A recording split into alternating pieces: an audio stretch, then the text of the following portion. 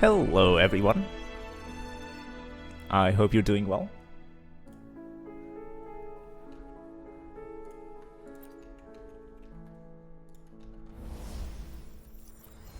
Let's see.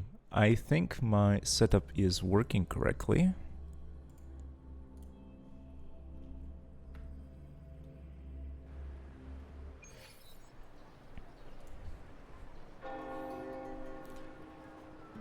Just starting the stream, slowly ramping up. I wanted to take a moment in the beginning to talk a little bit about what happened recently. So after yesterday's stream, I went on YouTube and I binged a lot of videos about content creation, both in terms of streams and in terms of creating YouTube videos, and that included everything. So videos featuring famous YouTubers like Ludwig, Mr. Beast, others too, I don't recall, there's just so many. Medium-sized creators, small creators, all sorts of advice. And advice including thumbnails and titles and everything.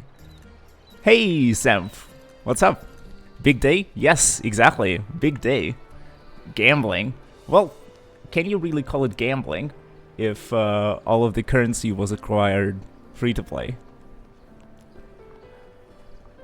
Yes, this screen will be our focus for today.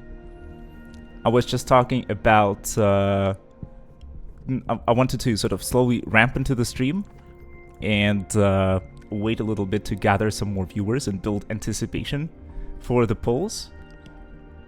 And I was just talking about how after yesterday's stream, I watched a ton of videos about content creation, both on Twitch and YouTube, and I watched videos from small, medium-sized, large content creators. Yeah, let's go! I'm also excited for today. And so I watched lots of stuff about everything, and it's like advice from big streamers like Ludwig, from huge YouTubers like Mr. Beast, like everything, and touching upon how to set up your stream properly, how to talk to your audience and be entertaining, and about titles, thumbnails, about sections, branding, all sorts of stuff. And this made me realize sort of how much there is to do, how much there is to learn, and how many things I am already sort of doing, but could be doing a lot better. And interestingly enough, I thought that sort of there's so much stuff and lots of people are already so much ahead. Yeah, it's crazy. Like, there's so many things to do and so little time. Or rather, you know, time is limited and there's so many things that could be improved. And there's so much to learn, and a lot of it is really sort of about it is a skill, meaning that it can be learned, but it's like also something that you need to know. Nowhere to hide. But once you know, you can do it well, and you can do it well consistently, and you can grow your channel, pull in views,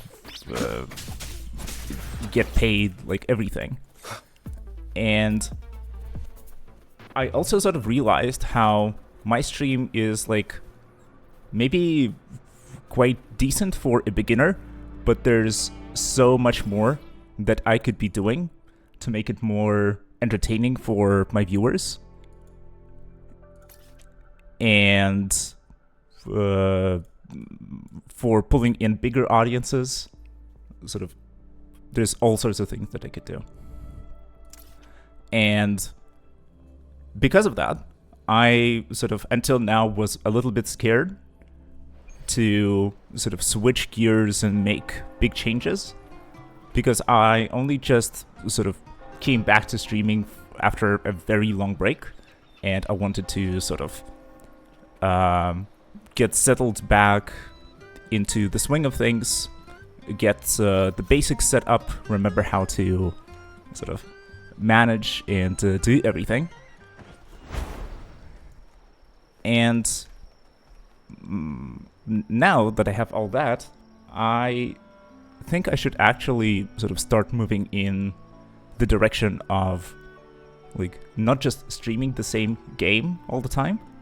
Yeah, just like you said, Sam, trying different games, because I actually love playing different games and trying new things all the time. There's a huge backlog that I have on Steam that I wanted to get to, and there's a lot of games that I have already played to completion, or, you know, progressed as far as I could reasonably go in. Like in Warframe, for example, it's a forever game, but I feel like I accomplished basically everything I wanted to do there. And I would love to showcase games like this and share my love for them, and get people to also maybe try or appreciate games like this, or maybe find something new that could be interesting for them.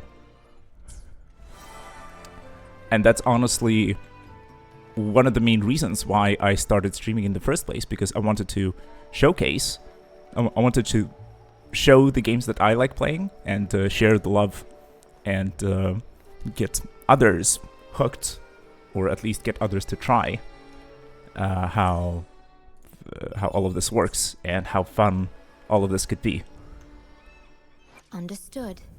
I am here to serve your will. And so, in that regard, if Sam, for example, if you have any suggestions, if there's like something you would like to see, because honestly, after today, after we get Phrolova and everything related to that, I think I will reach sort of a very good milestone in Wuthering Waves, and there's not going to be a lot for me to do. I mean, sure, there's like a backlog in the quest log. Sure, there's like an occasional event here or there that I could still complete. But all of this is, very, how to say? It's content that is chill and that you can watch on your second or third monitor while doing something else. Will the approaching sounds be beautiful enough? Hehehe. So it is content that can be like relaxing and interesting and okay to watch on your second or third monitor. Have you completed Undertale? No. I have seen it. We wither together. Symphony of life. I'm just thinking, would I be into Undertale at all? Because after, since I've seen playthroughs of that, and I know what's going on, and I know the main endings, I'm curious if it's still gonna be interesting for me to experience firsthand.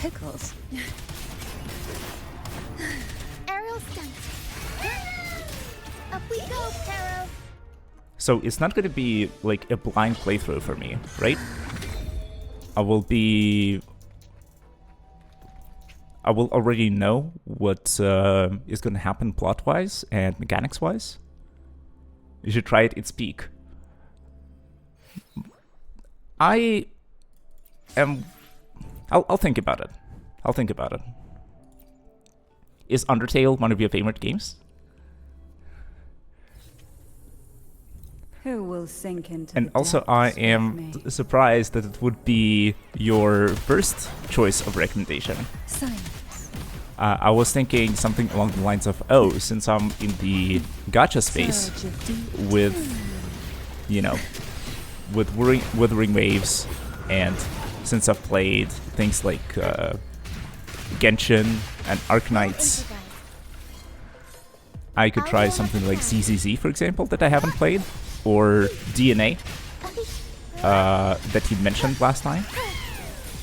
Unexpected plot twist. Surprise. Mamma mia. Hollow Knight and Undertale are your favorites. I see. Well, it could be something very different. Your comeback. I Bloom from ash I'm and leaning shell. towards Hollow Knight, probably. I think it's more it's closer to what I have played previously, and I can imagine myself playing that and enjoying it a lot. So that could be a decent choice. You can try DNA. I certainly can.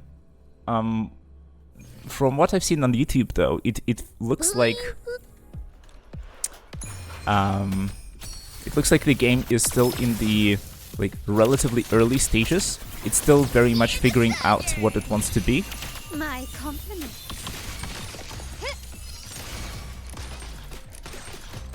And so World is mine. I heard some people say that it may be similar to early days of In the name Warframe, of the Montellis. where the game was, rapidly evolving and changing and figuring out what it wants to be. And eventually it's grown and turned into what it is today. And it's a game that I had an amazing time with, but I wasn't there for the early days. I joined when it was already famous, or maybe even The hunt is on. fading from, how to say, Harmonize. not so many people were talking about it anymore. Ha! But yeah, I agree with you, Sam. From what I've seen of Hollow Knight, it indeed looks peak. Upswing. It's has challenging combat that I am sort of beginning to appreciate as I'm playing Wuthering Waves. I was thinking that I could try something like Elden Ring. It's still a popular game, right? And it's still something that you'd be interested to watch. I have not played that at all, so it would be a first-time playthrough. Judgment. I know in general terms what happens there, but that game is not about plot at all. And I would actually argue that Elden Ring and other Souls games don't actually have a plot. Except for Sekiro, maybe. But the others, Dark Souls 1, 2, 3, Elden Ring, they don't actually have a story, in my opinion. No mercy. Time to get down to business. Refuse. Money's for the bull. And so Elden Ring, Endless since it's reverberation. the most streamlined of the Dark Souls experiences, maybe playing that would be a good idea.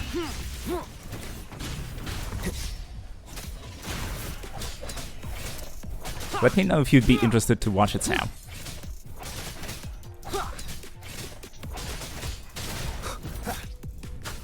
None shall whisper. Useless idiots! In my experience with the Souls-like is basically non-existent, so I would be struggling a lot, I imagine. But I think it could be fun, because, well, I am sort of starting to appreciate sort of the difficulty in games. When I only tried Dark Souls 1.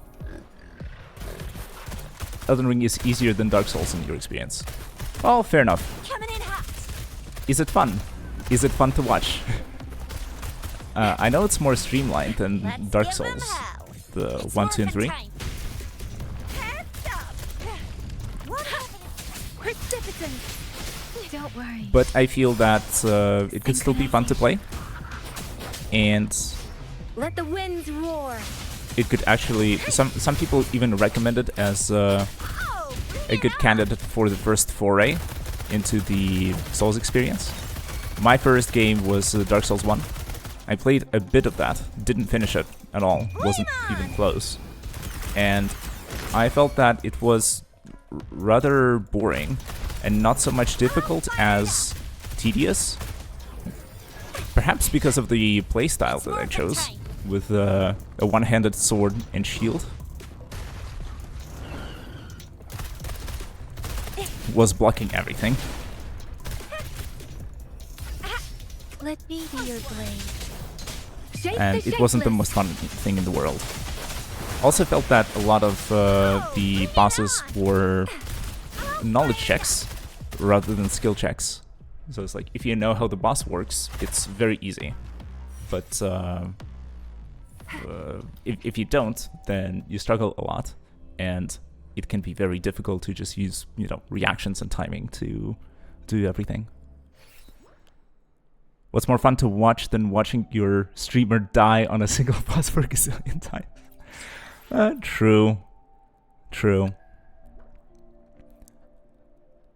Also, something that I will want to do is maybe watch more Twitch streams.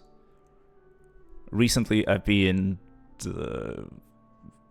almost exclusively watching YouTube videos. And so I may be a little bit out of touch with what is popular on stream. Or at least I can sort of do some research, quote unquote. The way I understand research is a little different, but we can get back to that later. What I mean is by watching different streams, small and big, and tuning into chat and seeing how everything goes, I can take notes on what seems to be working, what seems to be not working, and I can also understand better what I would like to do on my stream. Because different people jive with different things and they have different styles, there are some unquestionable things that draw people in or push them away. But a lot of it is really being skillful at keeping the audience's attention, getting people interested and excited about what you do, and then continuing on and sort of keeping them along for the ride. I mean, have communication with the platform you are on is important as a content creator, of course. I guess. And in that regard, sort of, I am doing... How to say? I am still doing well in terms of doing the things that I enjoy doing on stream. Because even, just playing Wuthering Wuthering Waves in a very sort of chill way and interacting with chat is something that is fun for me and that I like doing. But at the same time, I understand that it's maybe not the most quote-unquote learning phase. Kind of. Or rather, not kind of, it's actually pretty accurate. Because I know roughly what I like, but I have not a lot of understanding of what other people like. And a live stream is for the viewer, first and foremost. I mean, it is, of course, for me. And at some point, sort of with my previous stream, I actually sort of got a little bit discouraged with streaming. I felt like I was not getting where I wanted to go, or not progressing in the direction in which I wanted to go. And that was because I thought of the stream as...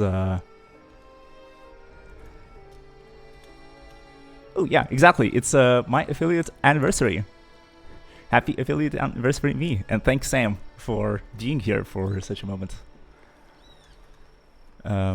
Got 50 followers about a year ago.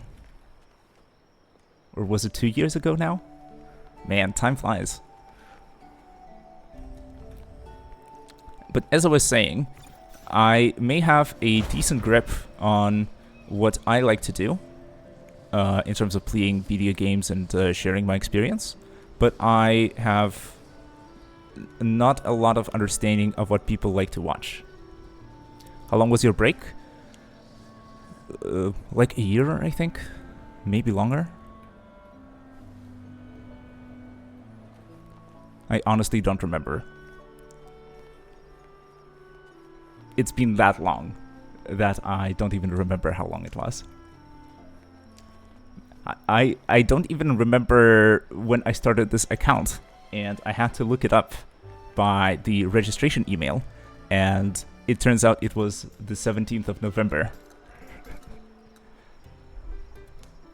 That's crazy. It's not even a break anymore, it's a vacation. You could say that. It wasn't a vacation in the sense that I was just, you know, chilling and not doing anything, but I definitely did take a very long break from streaming. And one of the advice that everybody shares in videos on how to grow your channel and on YouTube or on Twitch or anywhere else is to be consistent. And I broke that sacred rule, and that's a big problem. That's why I've been streaming daily for the last a week and something, to make it consistent. In the future, I might make my streams a bit more sparse and focus more on content creation, but we'll get there when we'll get there. Consistency is the key, as they say. Yeah, exactly.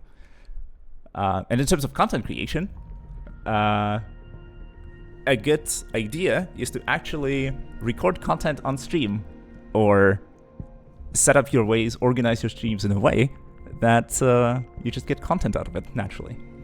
That way you save yourself the time. You don't need to... Hey, Julian, how's it going? I am over here playing Wuthering Waves, chatting to Sam in chat, and I am preparing to pull on Phrolova's banner. And I was leading up to that, actually. As I was saying, it really helps. Just finished playing WoWa now, want to watch someone play WoWa. Okay, so you are just in the right place. How are you? Feeling energized? Feeling great? Thank you, thank you. I took a very... Pulling now? Yes, I will be. So, as I was saying, I'm kind of starting from afar, aren't I? As I was saying, I took a very long break from streaming. I've been back for a bit more than a week, consistently streaming at the same time for 4 hours. And getting into content creation as well. A common advice is to make content while you're streaming, and then upload it to YouTube after editing, and pulling on Phrolova's banner is gonna be that content, I guess. It's a start, at least. I hear people love to see pulling videos and stuff. Julian said that they got Chisa and her weapon today. Oh, excellent, congratulations. I guess it was just before the banner ended, because the banner has been up for 5-ish hours, I think. Counting on stream is difficult. Maybe 7. 17 plus 7 is 24 hours. About 12k asteroids, it was less than an hour, probably.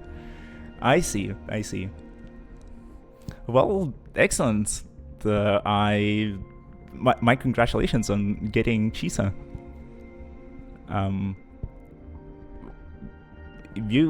If you like, you can tell me about the teams that you use her in. Because I know a little bit about the metagame, or the best characters and stuff like that, but I'm not completely in tune. Just finished her story and I was like, I need to pull for her. Understandable. I was this close on pulling on Chisa's banner because her story was excellent, but I decided to save my asteroids and get Phrolova for now. Chat banner changed for me like 12 hours ago. I see. I mean, maybe it's different in different regions. For me, it was I think somewhere in the morning. But something, I don't know the exact time, but about 7 hours sounds about right.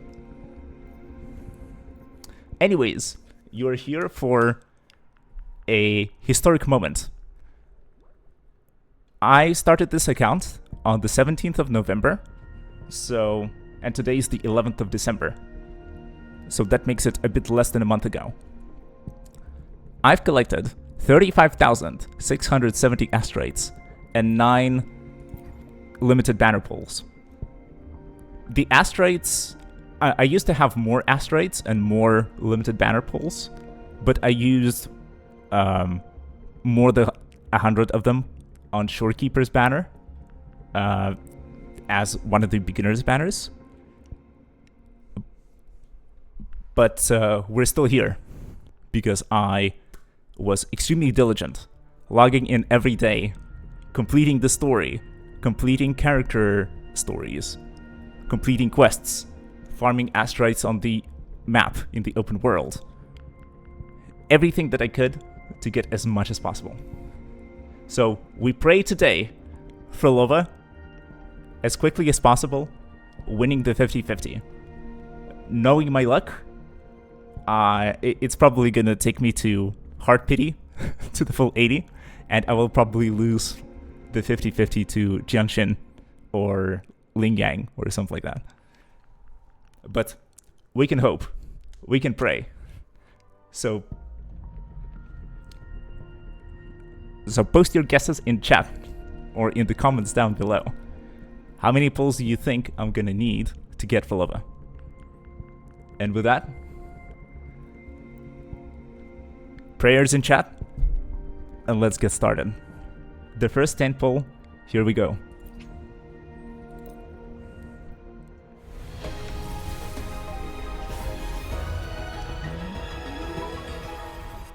And it's a 4-star. Let's hope it's something good still. Let's hope for a character. Maybe dungeon? The streams have guided me to you. No. I have a feeling we'll be companions for many moons to come. No. Okay, welcome Yang Yang.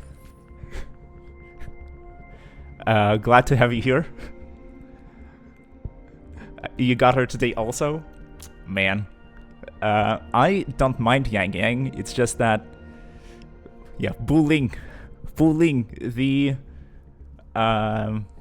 what's the name for it? God damn it. The feng shui today is very good la. Come home fa.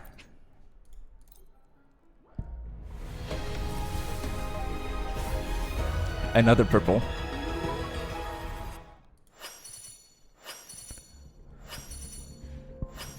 Let's hope it's something good. Boss, what matter do you seek answers for today? Welcome home, fa. Yo. Uncle Ranger Robert Donjon. reincarnated. Worry Ooh. not. My Crimson Blade will not harm you. WWW. Bad. Bullying and dungeon in the same temple. Crazy.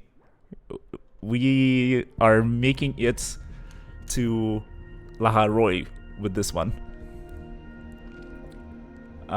I think someone said that let's hope for Phrolova within 30 pulls. So this is going to be my third 10 pull. Let's go. Phrolova, please. Oh. Ranger Donjing. Worry not. My A 4-star Crimson Blade will not dungeon harm you as long as you haven't to done start. anything bad. Excellent.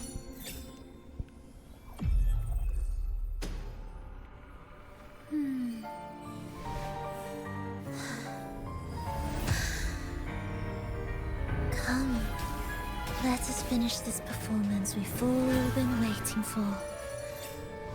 Together. Absolute cinema. Sam called it. Congratulations, Sam.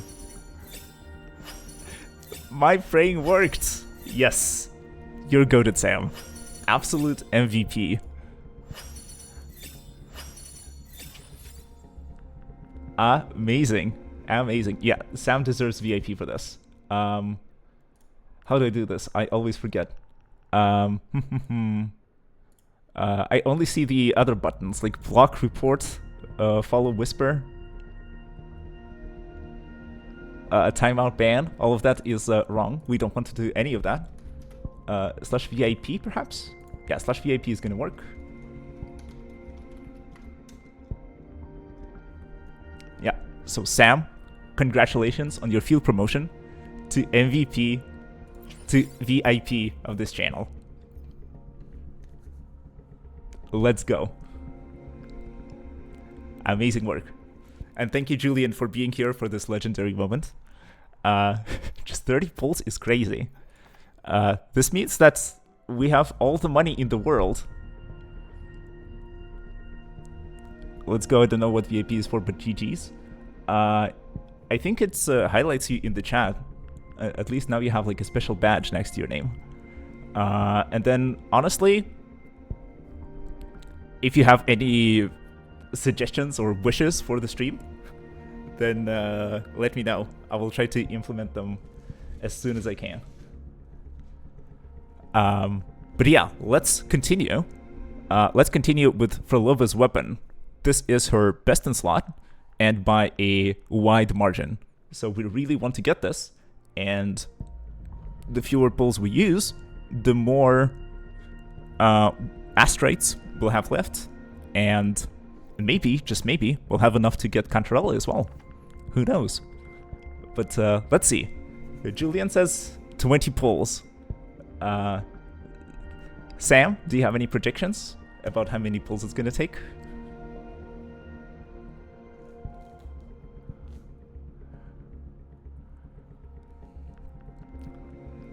What do you say? How many do you think we'll need? Like 40. Let's see. Let's I am usually pessimistic, so I'm gonna say let's go for 60. If we get it in 60, I'm gonna be happy. The first 10 pull. Here we go. No way. No way, bro.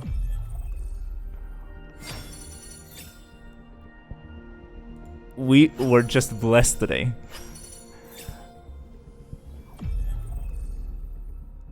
And a second copy? What the fuck? Excuse my French, but this never happens. This never happens. Like, statistically, what are the chances? Cinema, absolute cinema. Julian, you got it first try as well?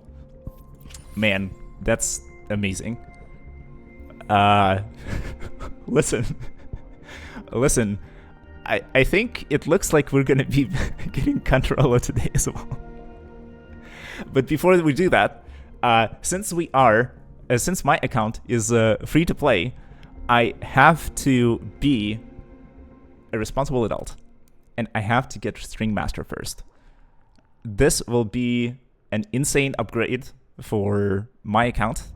It's very versatile. It is useful for Encore that I have as the current DPS on my team, and it will probably be extremely useful in the future.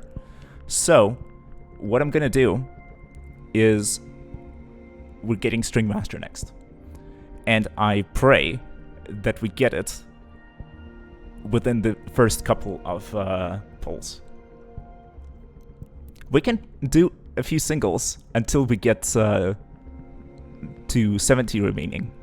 But honestly, let's just rip a 10 pull. Sam says 40 for this one. Julian says 20. I say 30. Let's go for 30.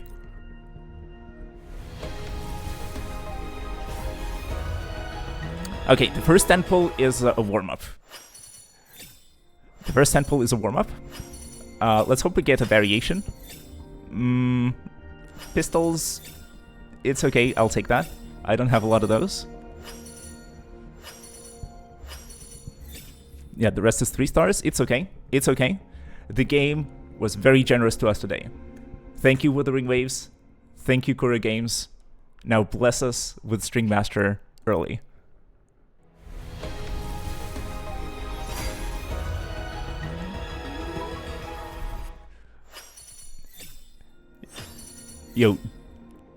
and we get a variation as a 4-star.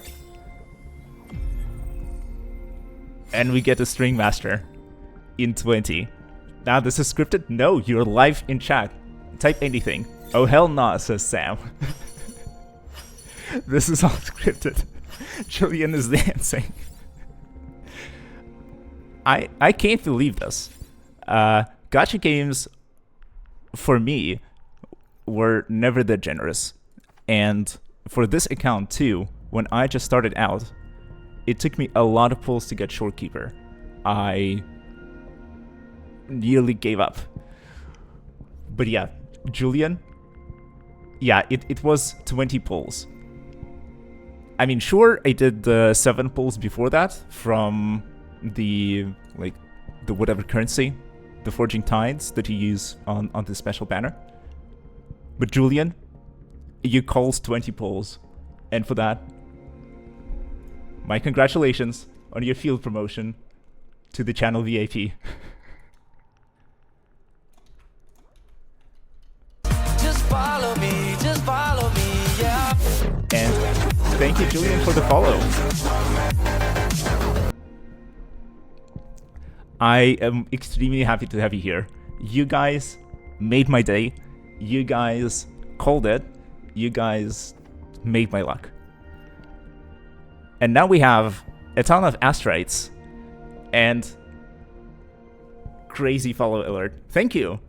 I actually made it myself.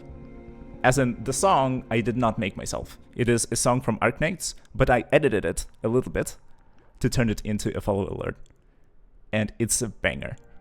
It's a banger. I love it so much. Now, do we go for Cantarella? Do we get a best in slot second character for the Phrolova team? Julian says 40, Sam says 40. So it's not even the question if we go for her. It's only a question of how many pulls we'll need. Let's go for 40, guys.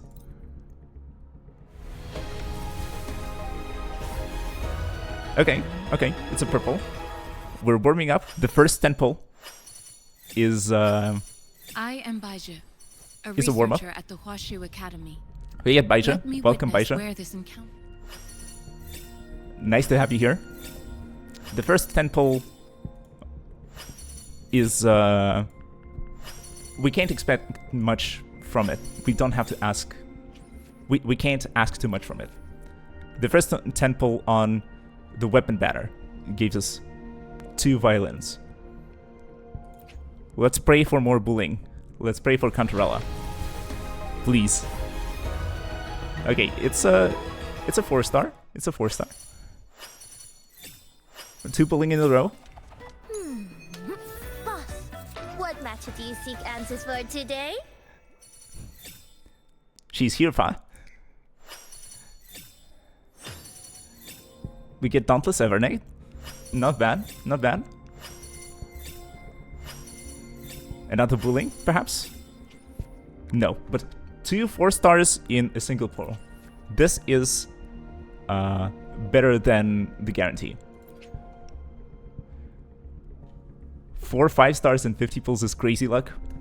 Yes, and let's hope that our lucky streak continues. Okay, this was the third 10 pull. This is the third 10 pull. We wanted to get her on 40. We called 40, so she is coming on 40. Boss, what matter do you seek answers for today?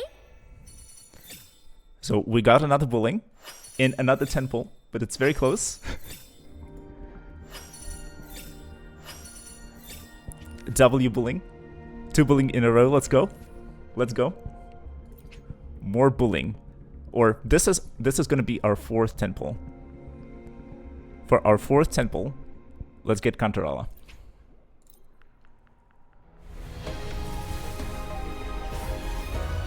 It's a 4-star. Alright, we can live with this. We can still get something good. Shisa, ally of justice at your service. Are you the one in need of a hero? I need a hero right now.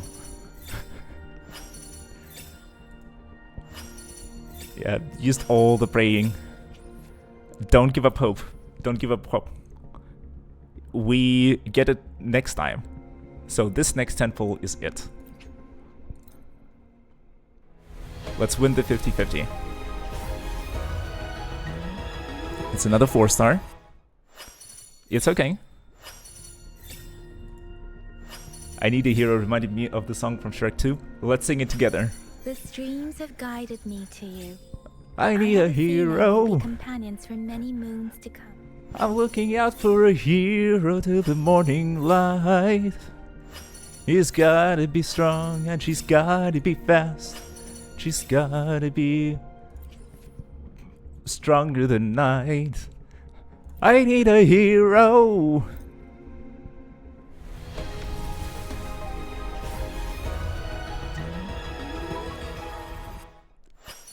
Have a great voice, thank you.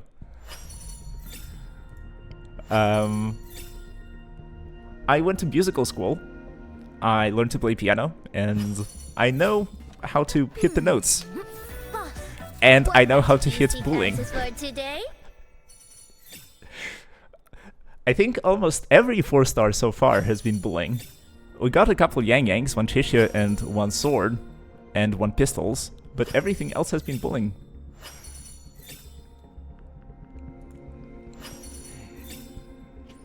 Yeah, thank you, Julian.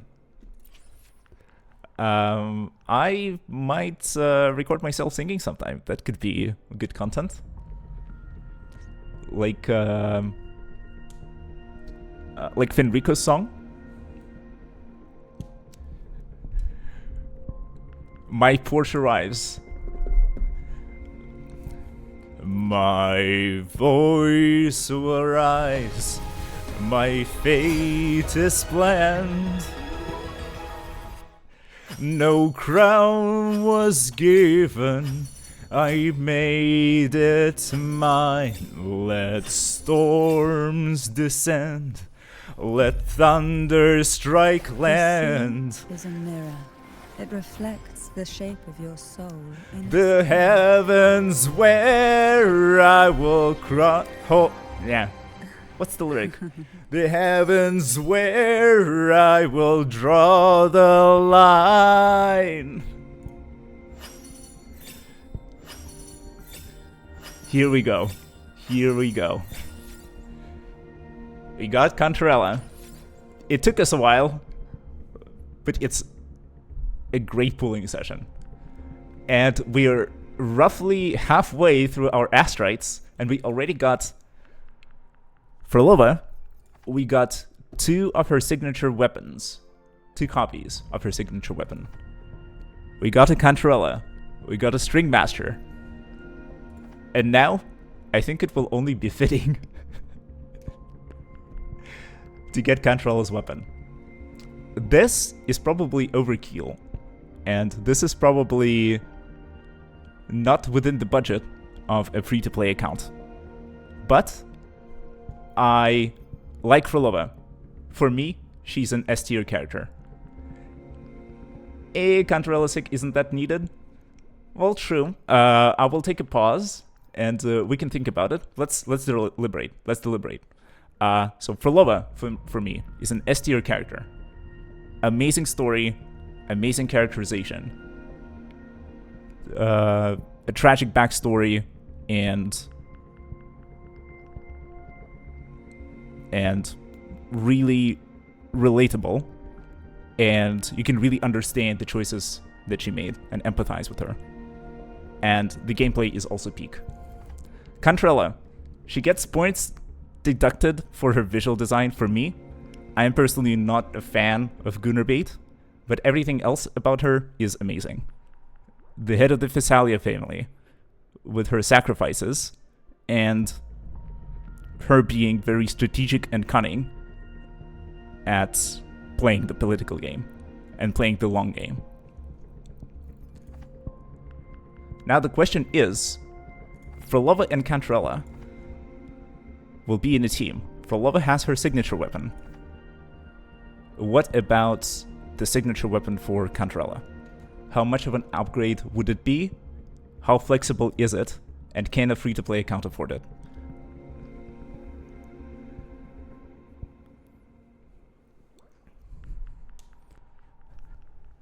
Darkness Head says, I also pulled Cantrella for getting bullying, but no luck, sadly. I am really sorry that you didn't get bullying. I hope you can get more asteroids or more limited banner convenes, and you can get her on your next temple. All the best of luck to you. I was blessed today by RNGesus, by the gods of RNG, and we got a lot. And I mean a lot. I already have asteroids. That's wonderful. It's just, I'm at 70 pity. So any pull, I get Cantrella. I see. So look at it on the bright side. You will get the 5-star guaranteed. What I hope is that in addition to that 5-star, you also get 4-star bullying in the same temple. Problem is, I don't want Cantrella. I see. You don't need Cantrella sick, you can use String Master. Okay, let's do a quick account review. Understood. I am here to serve your will. Why hesitate if you know what We you want? got the last constellation for Baizhi. Very good. So exactly 1. No more, no less. It's just perfect. Yang Gang goes to Resonance 3, which is okay. I'm not using her a lot. Only in a very tight spot as a real backup. We now have Phrolova, and she's smiling. No, she's crying. She was happy for a moment. We have Cantrella. She's here. Very smug. We got Bu Ling Fa. And we got a lot of constellations. Darkness Head says, I just want to save my pity for the pink girl. Oh yeah, the girl from Laharai that we've seen in the trailers, but we don't know the name of. The one with the digital glitchy trail. Bowling boss. Very cool design. And she's Electro. It's an element that I don't really have on my account. I have this guy, but I hear that he may not exist. Sometimes I get a little carried away in battles. I didn't startle you, did I? Yeah, gonna go get S6. Oh, so you want S6 on the pink-haired girl, the new one. That's that could be cool. I just want to wait and see what she's about and what and how the Laharai characters look and how they play and things like this. I doubt the pink hair one will be 3.0, maybe another 3.x part. Could be. Not 3.0, but 3.4 perhaps. It could be too early to judge. Let's wait and see. Perhaps if she is the resonator of the Sentinel of that area, then maybe she will be available earlier. Who knows? Okay, so let's see here. Now this is gonna be... We're sort of... I think, for now, let us hold our horses. Let us pause the pulling. We still have 16,000 asteroids left, so we're still good to go for the future, and we can still afford new characters later on. What I think and then, if we want someone from these banners, there's still plenty of time to get them. So, this is all for the gambling content for now. Please spend responsibly, and your results may vary, such is the nature of RNG. Understood. Streamer, I did am you finish the here main to story? serve your Yes, will. I did.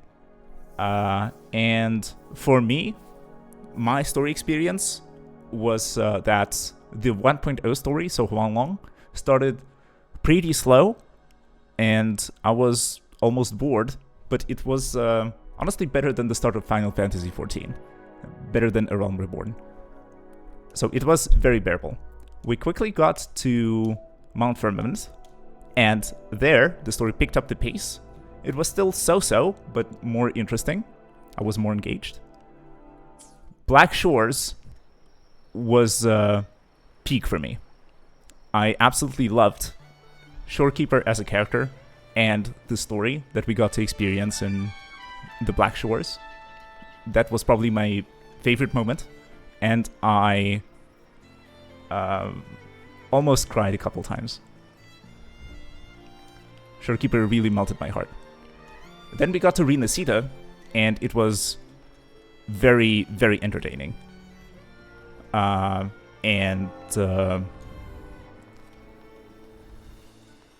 Let's see.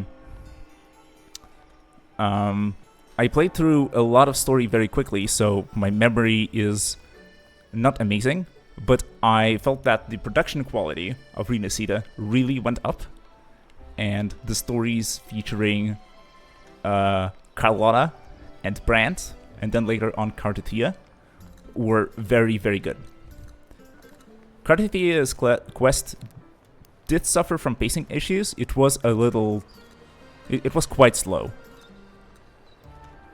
But it paid off in the end, and we got another wife on our roster. From those quests we got Phoebe, who I like to nickname Cookie, and Cantarella, who I like to nickname Cupcake. I think it's very fitting to their characters. Just rewatch any of the story interactions and tell me I'm wrong with calling Phoebe Cookie and Cartithia Cupcake.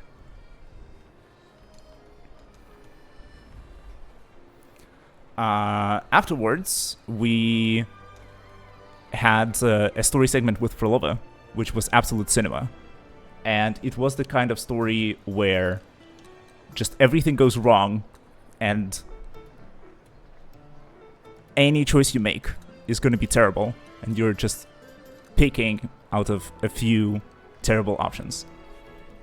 And Rover made their decision, and Phrolova made her decision, and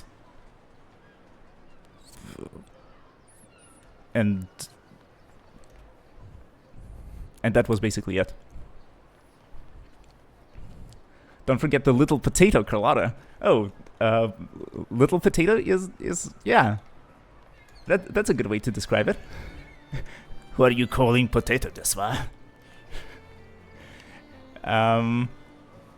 Let's see. I mean, I did not have a particular nickname for Carlotta, but I put Phrolova, but honestly, I do regret. Why do you regret pulling Phrolova? Isn't she a powerful and versatile character that is going to be a good addition to your roster?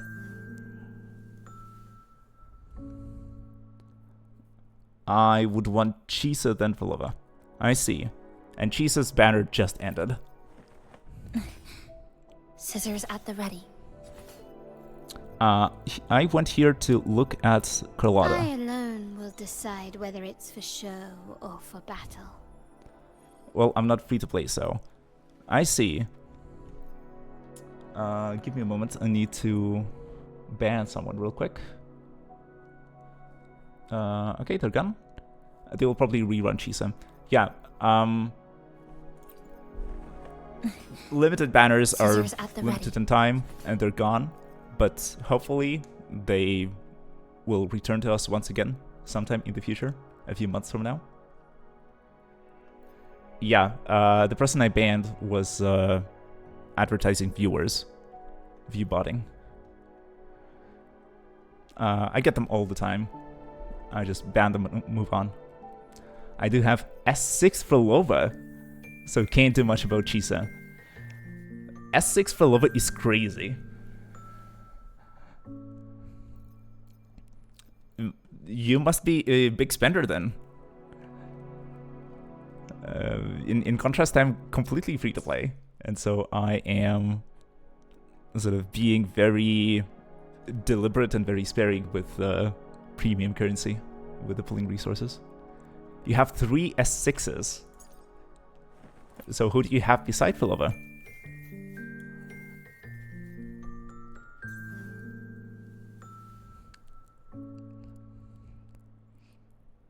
A big whale among us poor cards.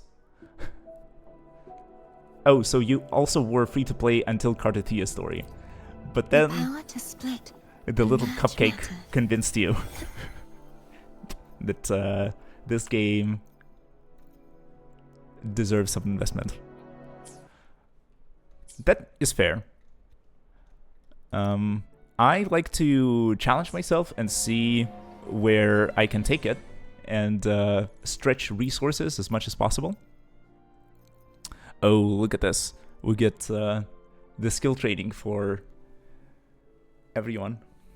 Oh, you actually got Cartithia S6 as free to play. That's crazy. That's an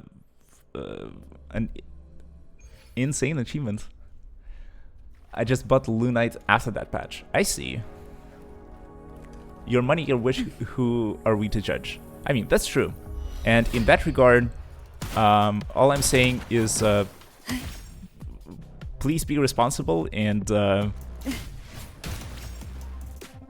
you know, understand that all of this is RNG.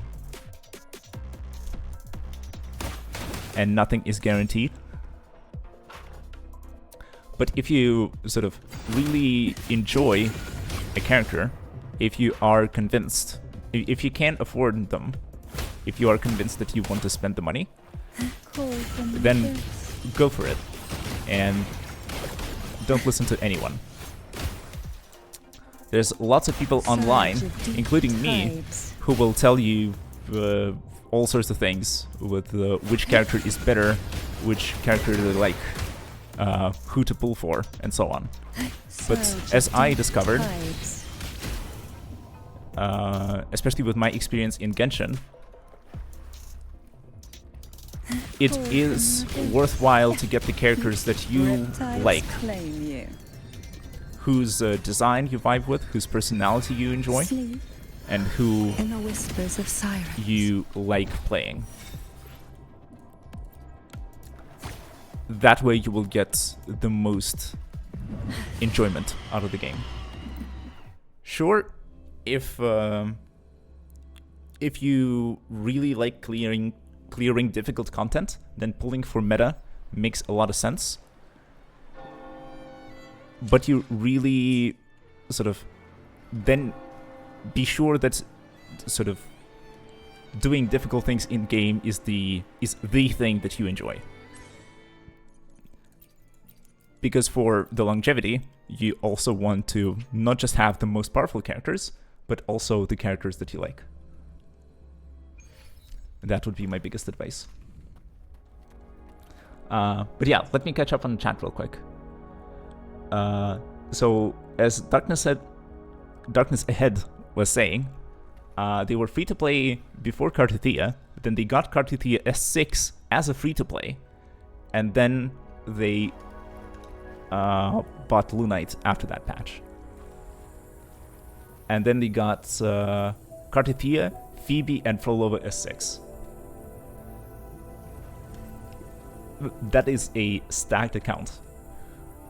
And I imagine that if you have all of those characters leveled up and built, then you must be doing very well and clearing all the content that you're interested in.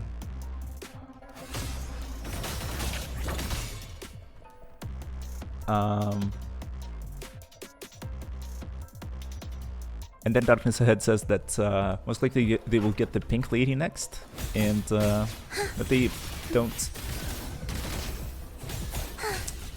care about damage and stuff. I see.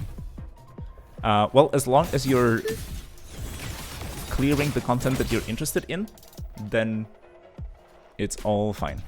Meaningless rumble. Sam recommends to get Shorekeeper. Just saying. And indeed, Shorekeeper is a valuable addition to your account. So you should consider her. Or it's a good idea to consider her. But as I said before, if you are really not interested in Shorekeeper as a character, or if you don't enjoy her gameplay, Whales rejoicing. Then The soul never entombed. then passing her is fine.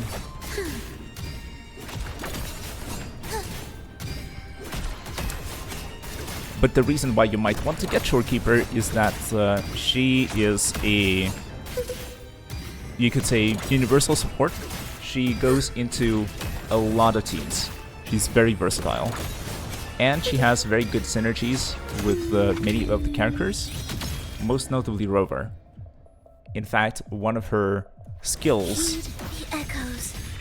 The soul never one of her entombed. skills directly benefits Rover.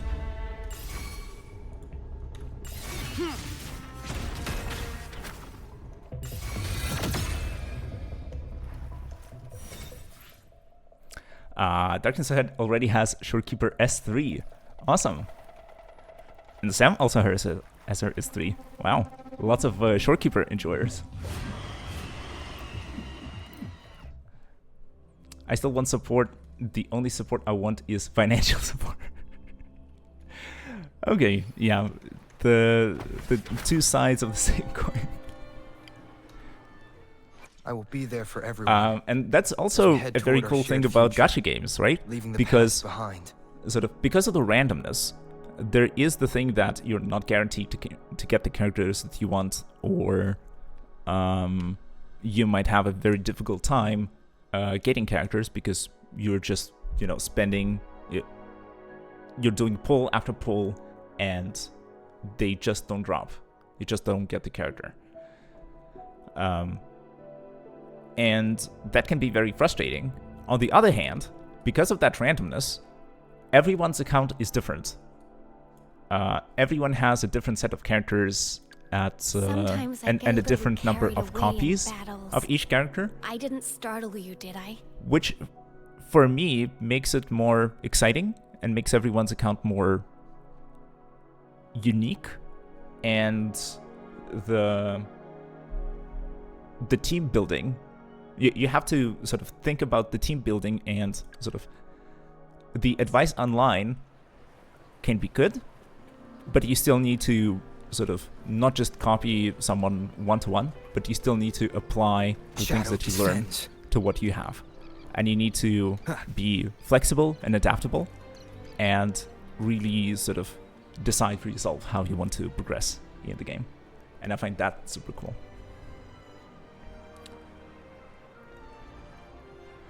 Darkness Ahead said, also pulled S2 Chisa for Kartathea, but honestly should have pulled S2 Chikona.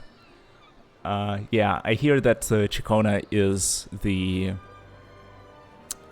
what's it called? The premier support for Kartathea.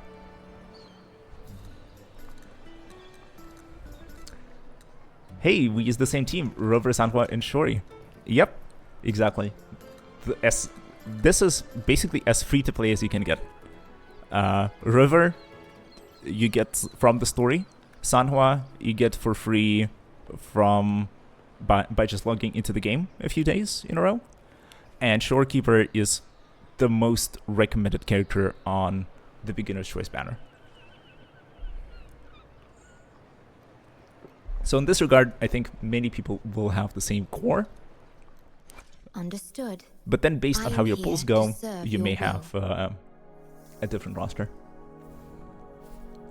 Wait, you people watch guide? I never watch the guide. It's always me being a nerd and reading skills.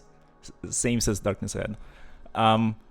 I may be terminally online, or I may be addicted to I should try to smile doing more research this on gacha games before Like playing this. them.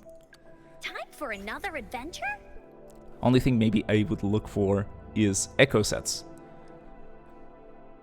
True, echoes Understood. are I am also, here in my to opinion, serve some of your the will. hardest things to figure out. But at the same time, the game is very good with suggestions. And the suggestions that you get inside Wuthering Waves basically reflect what people have.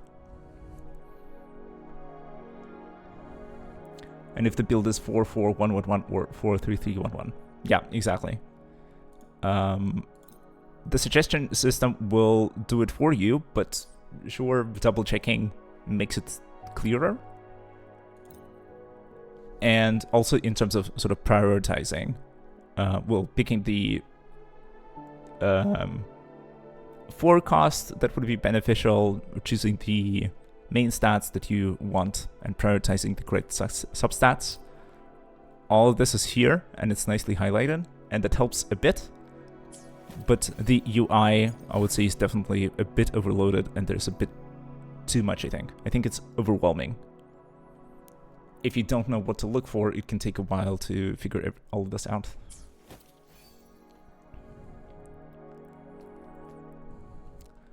Well, it's also wrong. Yeah, it can be. You can look for Phrolova recommended substats that says Liberation and basic attack damage, which is completely wrong. Oh, really? Yeah, let's get the suggested stuff. Toasty wants to join our world. No thanks. Thanks, but no thanks. Let's look at the suggested. Attack, Havoc damage bonus, crit damage. Substat, crit damage, crit rate. Resonant skill damage bonus, attack percent, basic attack damage bonus. Toasty!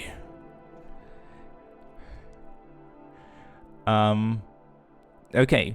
From what I remember, what we want for Phrolova is on the 4 cost, we want crit damage. On the 3 costs, we want Havoc damage bonus. And on the 1 cost, we want attack percent. And for the substats, we want crit, of course. Then we probably want attack percent.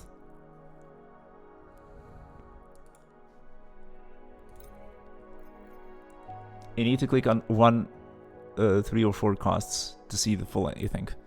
I mean, this looks similar. I think it looks the same.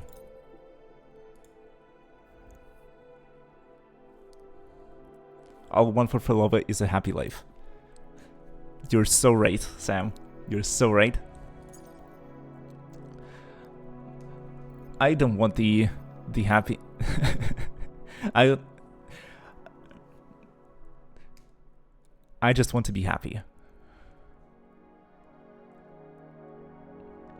Still, basic is wrong. Yeah, this looks sort of 5th, 6th priority, maybe even lower.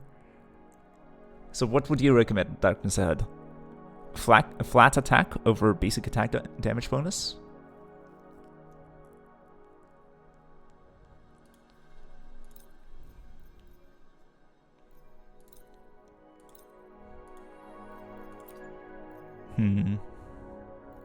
Electro damage.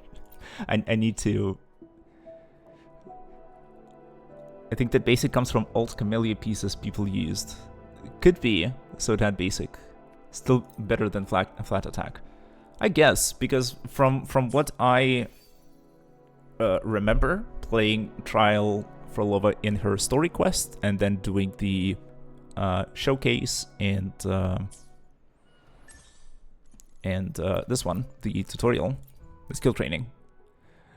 It looks like Phrolova is doing basic attacks quite a bit in order to build up her gauge at the bottom of the screen, in order to get the musical notes.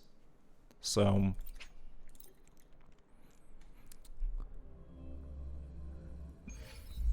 I mean, I guess it is debatable, and maybe if I were to sit down and do the math, I could figure out which one is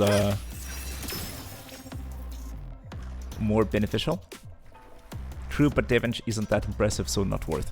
Yeah, so sort of, I get the impression that at the end of the day, optimizing the sort of fifth substat is going to be, you know, single percentage points difference. And Under command. it's much Hell better or tremble. much more worth it. I can't speak. I need to sort of... Playing and speaking at the same time is rough, guys. You're better off optimizing other things first before thinking about which substat to prioritize as the fifth one. So just focusing on the basics, like the character's level first and foremost. I think this is like one of the first priorities that you need to think. One of the first priorities that you need to have. Then getting the right weapon, which is this one for Phrolova. And then leveling up your echoes and investing into skills is going to be much more beneficial than worrying about, oh, what is the fifth substat that I want on my echoes. I think that gets you most of the way there, and the rest is just micro optimizations.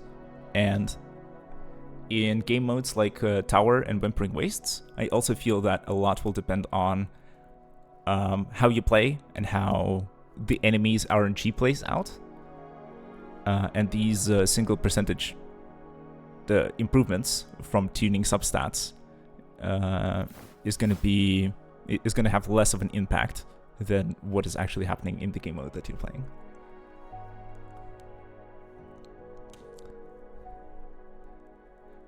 Chat, that's like 1 to 2% damage. Yeah, so I'm thinking that it's like a very low impact. Flat attack is useful on every move, says Darkness Ahead. Basic E lib for there. I also had some question. Okay, about cardi substats. HP or basic? In the end, HP is way better. Basic is equal to flat HP. Good question. I am not familiar with Cartithia's build. I can look it up for you and tell you what the internet says. Just give me a moment.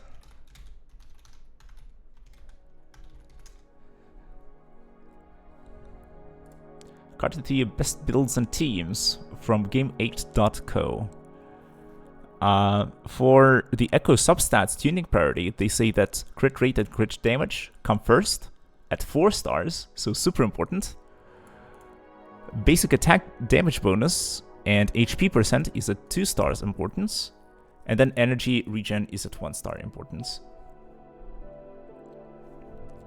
Chat, why need HP just dodge perfectly? I mean, yes and no.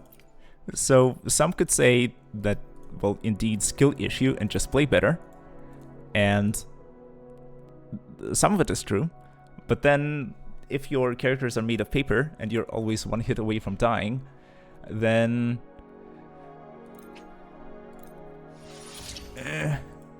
maybe it's not the best. Anyways, here's what me thinks. I want to take a very short break. I want to go to the bathroom and grab a snack, and I will come back and we will build Phrolova. We will level her up, get her weapon up, get the correct echoes, invest into skills, and then I want to test her performance in different challenging game modes, maybe going against the tower, maybe going against overworld bosses. I'm gonna get her as leveled up as I can right now, and then it's probably not going to be the same level of investment that I have there for everyone on my rover, as we head which toward our is shared future, who is basically past maxed behind. out. So I'm not expecting that, but I'll try to get as close as possible, and we'll see how she performs.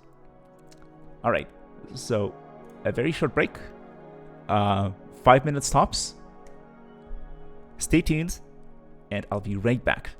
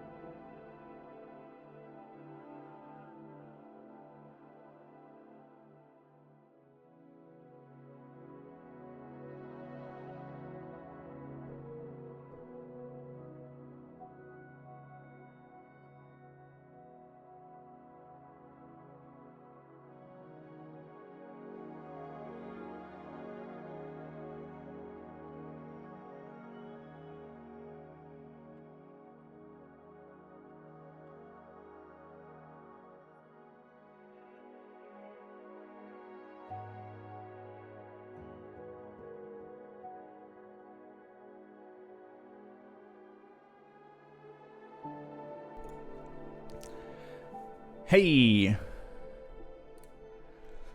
I am back. And it's only been 4 minutes rather than 5 minutes, so... I was done quick.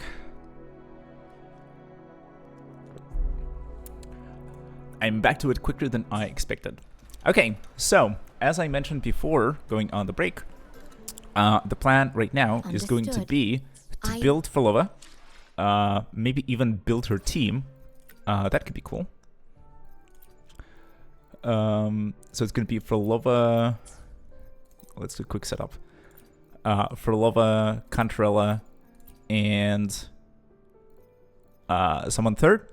Perhaps Rover, perhaps Dungeon. We'll see. But we got our 2 queens from the polls, and now it's time to build them, and it's time to test them against challenging content. Darkness Ahead says Shorekeeper or Verena. Yeah, that could also be a good option. Hopefully, we'll make new findings. For the teams. I am fumbling with my hotkeys. Let's see. This might require a little bit more thought from me because I have a few characters on my roster. Not too many, but also not too few. And ideally, I want to be able to clear the Tower of Adversity eventually. I also heard Bullying is good if you got her. Yeah, we also pulled Bullying, and we got a few constellations of her as well. Or not constellations, resonances? Auspicious day for travel. Understood. Let's see. I am here to serve your... I think we were lucky enough to get her to Resonance 3.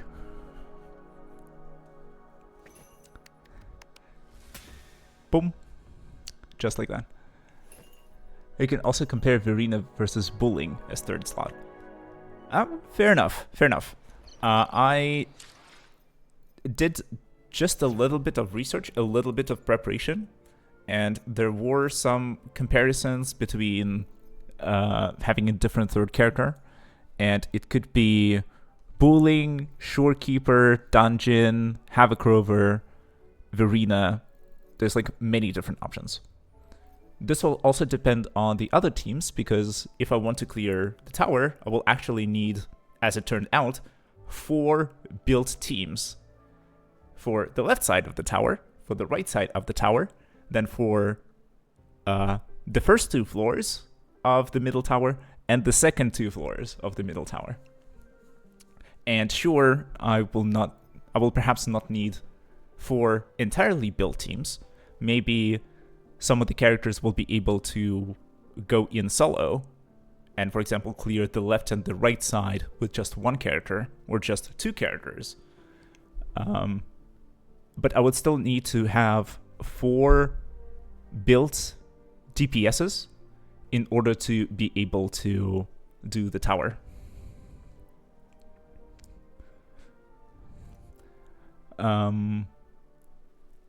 So you guys are saying I would need 3 teams soloing the side towers, 2 for middle, 1 for 4th floors of side towers. Yeah, I guess. And use random characters for 1 to 3 for side towers. Yeah, and that's, I think, essentially what I ended up doing with the current tower. I don't remember how to teleport to it quickly, but I remember where it is on the map.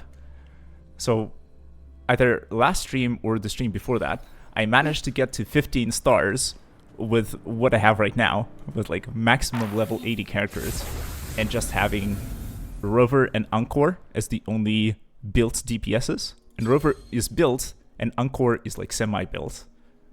I guess I got lucky with having fusion, weakness to fusion damage on the right side, and the little Encore managed to get 2 stars on floor 3 against level 80 enemies, which was super cool to see. And on the left side, I struggled with my built Rover. So the first 2 floors were not a problem because the enemy level is kind of low, and I indeed slotted in random characters. But even with my primary team, I really struggled on the sign. Maybe because of the levels, or maybe because of the I will resistances. be there for everyone. Yeah, I can show As my we head builds, no toward our problem. shared future, leaving Yeah, the time to past grind. behind. It is going to be a grind from here on out. I might actually do it off stream, but we'll see. First of all, let me show you the build starkness. So my rover is my main TPS for team number 1. He's basically level 80. I am just saving on tubes by keeping him off of max, so that I can get experience from overworld mobs. Emerald of Genesis, weapon maxed out, rank 1.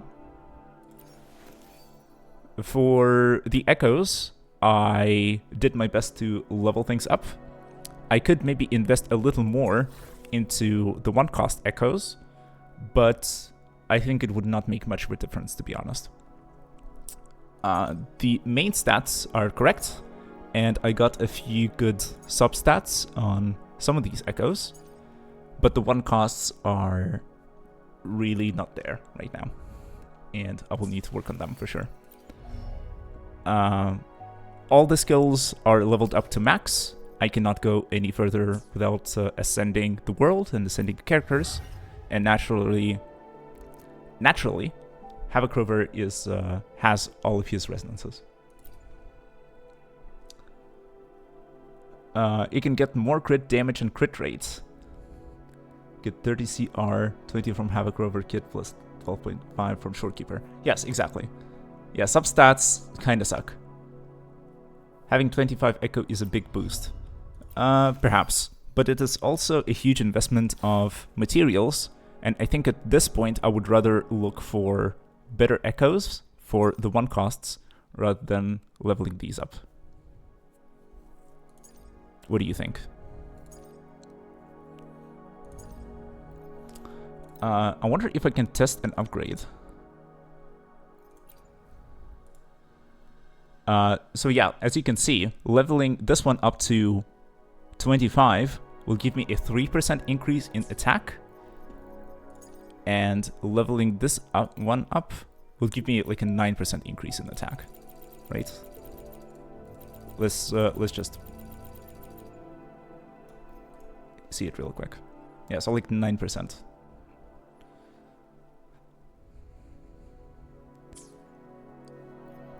So like, sure, later on I can recycle these and get some of my materials back. It's just that I really feel that if I just farm the overworld a little bit more, I can get something that's much better. And I've already tried rolling for sort of last time I did a farming session, and I got some new echoes that I could roll potentially.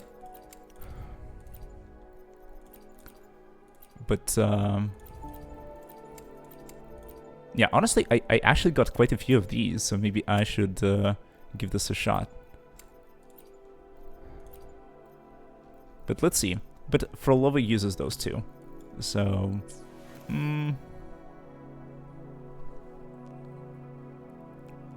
don't stop at level 5, try 10, 15. I made a rule for myself that once I get 2 garbage substats, I stop. Because as a free-to-play, I feel that I can't really afford to waste resources. And I'm trying to be as conservative as possible until I know that, okay, I have a basic setup for all of my teams. But right now I'm sort of mostly hoarding resources, especially because I just recently got Encore, my second DPS. Which reminds me, Encore will probably go on Stringmaster. I have a few copies of the variation, which I can hand out to my supports.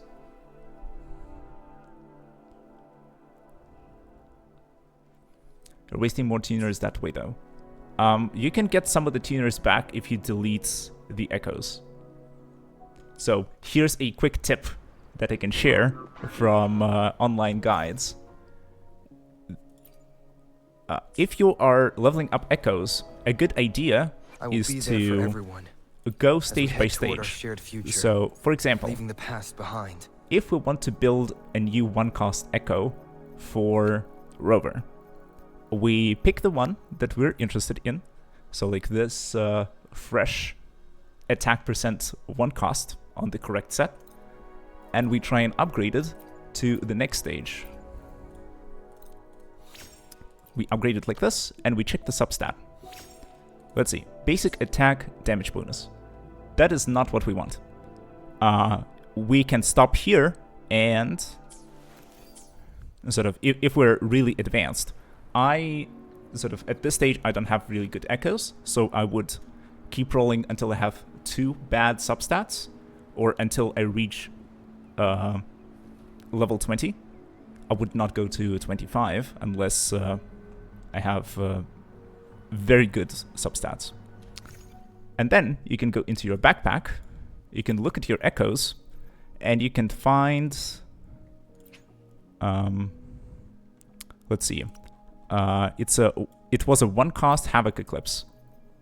So it was this guy that we just leveled up. And then you can just... I lost the button. You can just go into this interface and delete that echo. Or like this one. You can select this echo and remove it, and this will refund you 70% of the materials that you used to level this up. And that way, this is more efficient than using these echoes to level up other echoes, because if you do that instead, you do not get the tuners back, and you get the same amount of tubes for the level XP, but it is very easy to go overboard and over the next threshold and use more experience than you need to reach the next breakpoint where you unlock additional substats.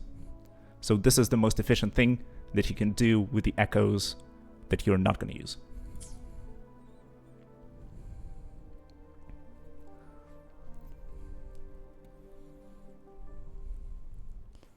You get less tuners, you get 50% of what you used, and 80% of echo XP. Yeah, so I was probably incorrect on the numbers. You get a percentage of the XP materials back, and a percentage of the tuners back. In any case, this is certainly better, because you get both XP materials and tuners from this method, but if you use an echo to upgrade a different echo, you don't get the tuners back. You only get an equivalent of the XP.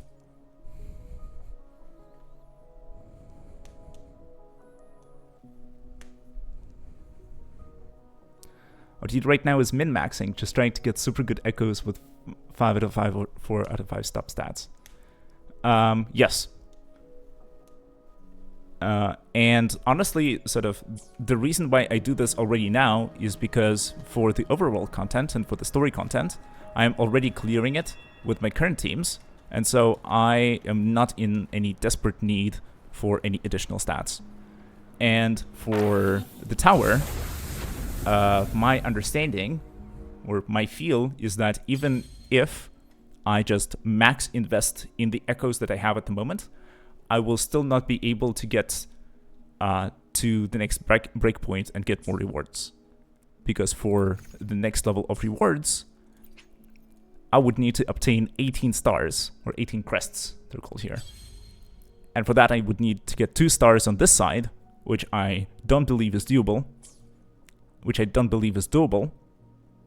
Even if I max out my echoes. And the same thing over here. I would need to get 3 crests, and I don't think it's doable with my current setup.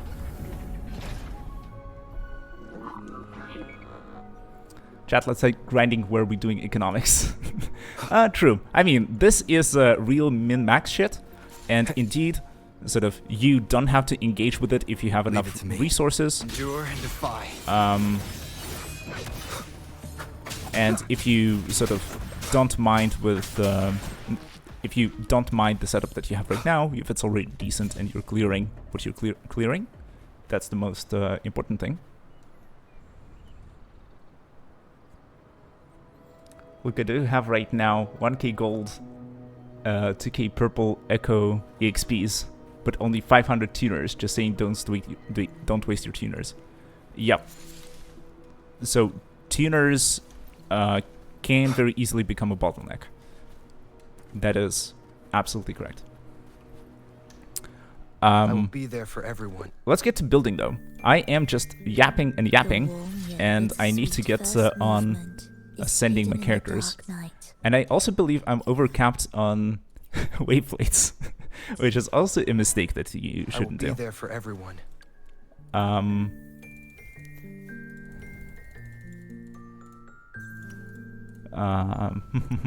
I will just do this real quick. Leveling up Phrolova to the next breakpoint, sending her. The sorrowful second movement conceals unease and terror. Are you not afraid? It will raise its dagger with force, tearing through the veil between life and death. Very good. Let's head to Fenrico so that we can get our Phrolova leveled up. I swear I have a gazillion tuners. I swear if I could donate them, I would have given them to both of you. Thanks. You don't have that good builds then. I mean, it could be that. Or maybe Sam got very lucky with the substats. It is possible to get amazing substats on your first try. It is unlikely, but it is possible. And then if you have perfect substats, perfect rolls, then you don't need to use tuners anymore. You will obey. One with the sounds. I don't care. I can do endgame without problem. Yeah, as in like that's the thing. I saw even 30k tuners. I think I may have more because I'm really hoarding them. The body perished. On someone's accounts or 20k and they didn't have great builds. Yeah, I am that kind of person. I am clearing the content that I am interested in, and I'm not I will be there using for the everyone materials. as we head toward our shared future. Because like, leaving the past behind. let's see. Yeah, let's just look at Phrolova real quick. Let's try and level up one of the echoes. It's, I don't know why it's this one. I guess I did not defeat Hecate enough. Yeah, it's the I got the wrong set. Okay, let's try a different one for the 3 costs. Havoc damage bonus and attack. This is okay to go. Let's go one step, and let's see how many tuners I actually have. 4,400. So I can do quite a bit of rolling on the substats. And we can get good Leave stuff. It to me. The ignorant shall doom. And it's just a game, bruh. Why being such a sweat? Well, some people are into min-maxing. That's how they like to play games. And if it's fun for you, then why not? I also tend to get into min-maxing very easily. Or default to the optimization mode. Like frigid death. Because that's me. I am a mathematician, Bad timing. so it's just natural for me to want to see things optimized. It is also fun for me. But at the end of the day, Sam is completely right. If And salvation. If you are Endure. clearing the content that you want to clear, and you are... So if you're dealing enough damage, and you're surviving, and you clear the game modes that you're interested in, Leave it to then me. it's all good. Your builds are good enough, and there's maybe no need to optimize them further. Because the optimization will not sort of make you clear something that you can't clear right now, Stay loading. but maybe speed up the clear marginally. War with time. Stay behind me. So it's really a question of what you enjoy doing and how you want your gameplay and your game goals to be like. Bad timing. None shall I do whisper. want to get builds on characters I like. For others, I don't care that much. Yeah, that's fair. So, the characters that you use all the time, build them. Get them to the spot that you're happy with. And salvation shall endure.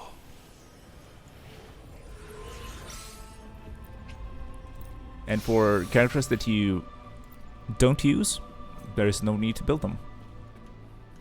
Leave it to me. It is simple as that. The ignorant shall do.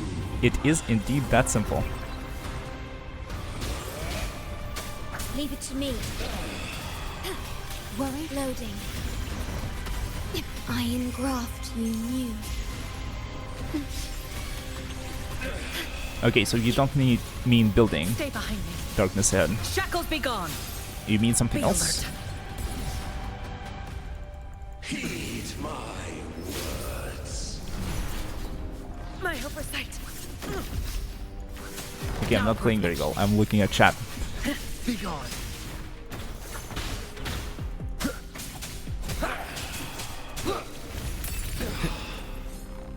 Down with the curtain. I tried to go 4 out of 5 for DPS, 3 out of 5 for supports, 2 out of 5. I didn't quite catch that. Substats and all of them have crit rate, crit damage. Even with the body Okay, perished. so let me see if I understood you correctly. For characters that you are interested in, if they're a DPS, you try to get 4 out of 5 good substats. If they're a support, you try to get 3 out of 5 good substats. And if they're a character that you don't care much about and you're building them, you try to get at least 2 out of 5 substats. Did I get you right?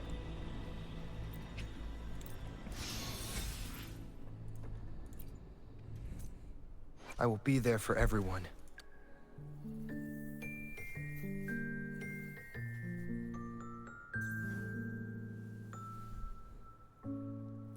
Yeah, characters you like, you go for 4 out of 5. For normal DPS, 3 out of 5. And for normal supports, 2 out of 5. I see.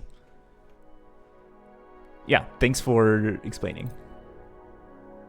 The bright and lively third And movement carries the honestly, whimsical air this of sounds like a fantasy. very reasonable approach to me. Even suspended above falsehood Because and unease, indeed, it the compels the notes to keep dancing sort of forward. prioritizing your favorite characters is a very good idea.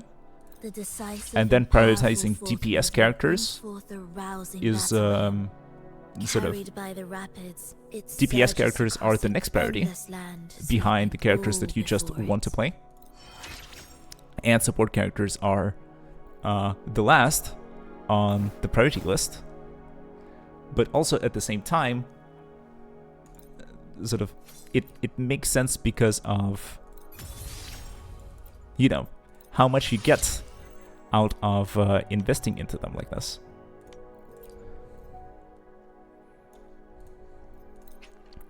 Upgrading your damage dealers makes the most difference in you being able to clear more difficult content.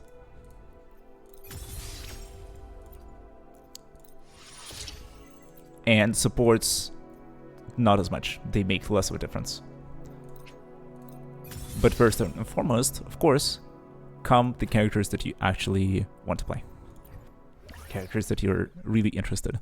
There, it doesn't matter. I mean, the same rule applies where you probably want to level up your favorite DPS characters first and your favorite support second. But playing the characters that you like is how you're going to have the most fun in the game. So go for them over everything. I saw a lot of people focus on support echoes. It's not bad, but a waste. I even saw getting seed crit damage on the Shorekeeper. Yeah, some people do be like that. Indeed, it's not economical by any means. But you can't deny that it's funny. Like, imagine you saw 2 posts on social media, like on Reddit, side by side. One of them was an optimized support Shorekeeper build. You would say, well, okay, that's cool. Pretty standard, but that's a nice build.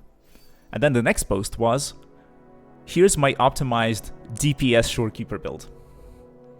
Now that's content. Now that's a post that you want to read. That's the build that you want to check out. Of course, like when you see how it actually performs, you see that Shorekeeper still deals no damage whatsoever, and spending that many resources to optimize her for damage is a complete waste. But it's fun. And that's the whole point.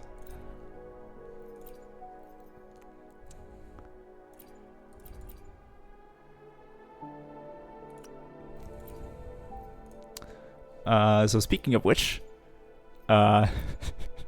Shorekeeper is a character that I am definitely interested in playing. So let's get level 20 echoes.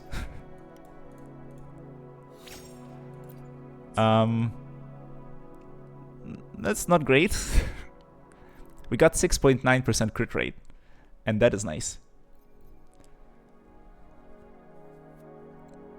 Shorekeeper has a big nuke in her kit. Well, true. Counterpoint, it still deals no damage.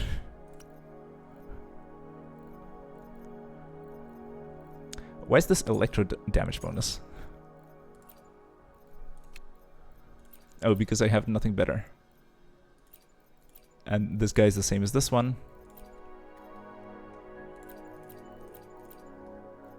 Yeah, so I'm not even leveling this one. Go 25, you could get CD, then pretty good echo. Well, true, but consider this. Going to 25 would require 32 purple tubes. And now look at this. I'm going to take an unleveled echo.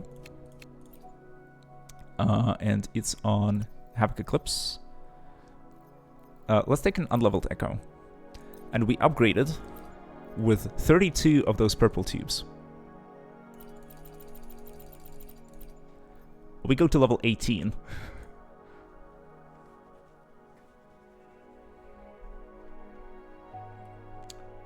Are we done min-maxing, says Sam? I guess. I still need to level the echoes because, man, look at this. I know, but you can't see without trying. Do I really want to try on this echo? It already has 2 bad substats. I probably would want to go and farm the echo set and get it higher up. Though for a damage test, it could still be worth it.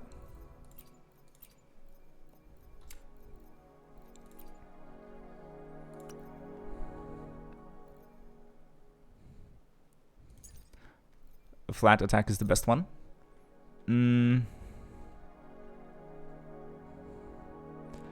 After CDCR attack skill. Maybe. Yeah, she doesn't need energy recharge. There you are 100% correct.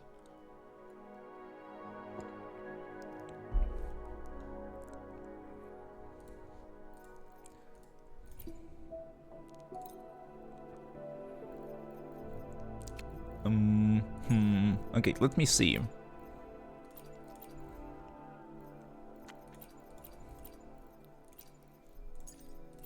Yeah, I can see myself equipping this echo. This is good for Phrolova. It doesn't show there, but trust, even on Cortithia, game doesn't highlight flat HP. Fair enough.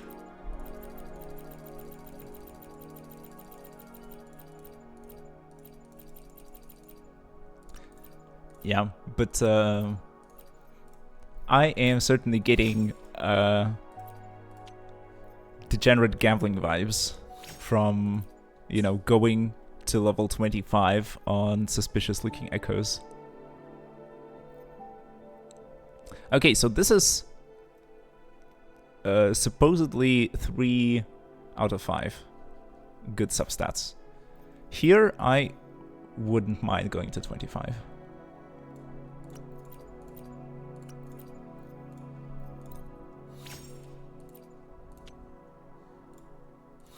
Crit damage. Excellent. Just play it your way. Yep. I would say not go 20, just go 15. I mean, like, in this case, gambling paid off. It doesn't always pay off. But in this case, this looks like a very good echo for Phrolova. We are gonna lock this one in. It can be some CD on Phrolova. I guess. I just don't remember. Is it... It's crit rate on the weapon, so we want crit damage on the echoes. My biggest concern is Hecate. So let's go farm some Hecate for the 4-cost echo. And the rest we can just, you know, do more degenerate gambling on later on. There is a chance that one of these echoes will be decent for us. This is the same type as that one, so it's not gonna fly. And then Rover is using a couple of decent echoes. I mean, I can see leveling this one up.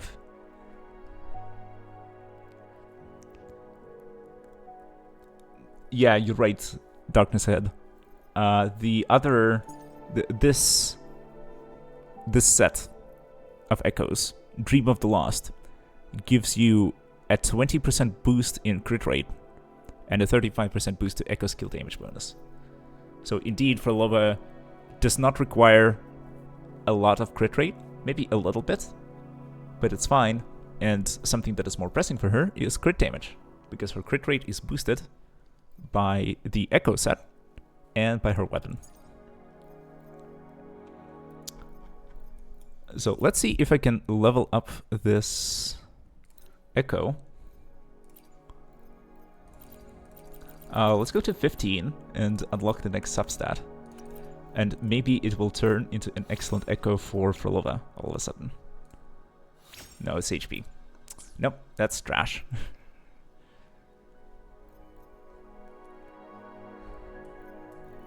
That is trash.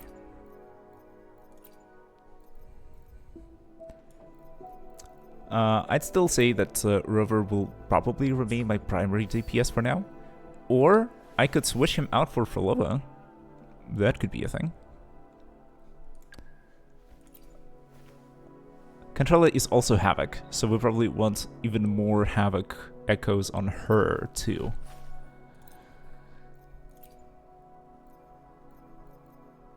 Which is gonna be weird.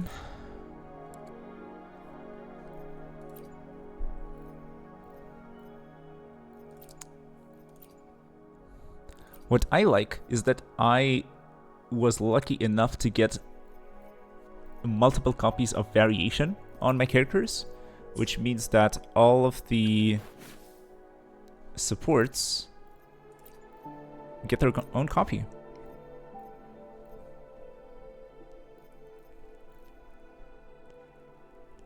Probably use String Master. I think I want to put String Master on Encore. Wouldn't you agree?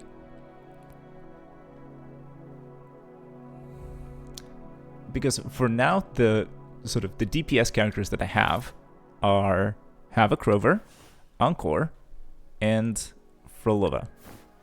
And I probably want them to get the DPS weapons.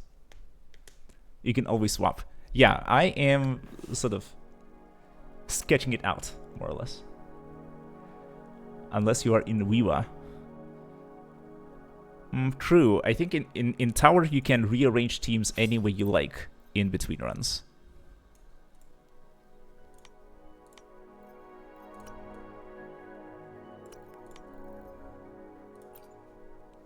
Controller is sub DPS. She isn't like Shorekeeper. Okay, I see.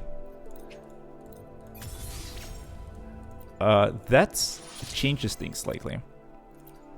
It kind of bumps her up on the investment list, because I, for some reason, thought mistakenly that she is a more of a support character.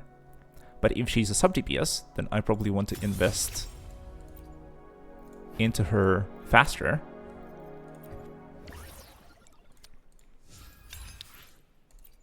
and give her a DPS weapon as well.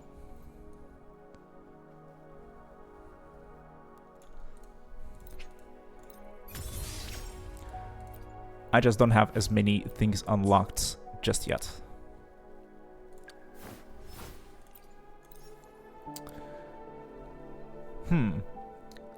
Here's another thing, dear viewers. I am blocked in terms of Ascension by getting materials from Finrico. Leave it to me. What I could do is I could spend some of my crystal solvents to get more wave plates and level up Phrolova right now. The question to you guys is whether or not I should do it, because I am at rank 6 in the Soul 3 phase, and it might be worth waiting a little bit to spend those to get more rewards. Sam says, okay, I gotta go and sleep now, see ya. Yeah, thanks a lot for hanging out with us, Sam. Thanks a lot for bringing all the luck, and see you next time. Good night. Darkness is up to you. How high does this go, is the question. I will be there for everyone as we head toward our shared It goes future, one more level, leaving correct? the past behind. I think I can hold off. The ignorant shall do. Quicker you get to high level, it's also better. Rank 8. Yeah. I think I will hold off on it for now. Yeah, as always, random fact from Sam. During kidney transplant, they usually just leave your original kidneys in your body and put the third kidney in your pelvis. Have a great day. Thanks, Sam. Your random facts are always fire.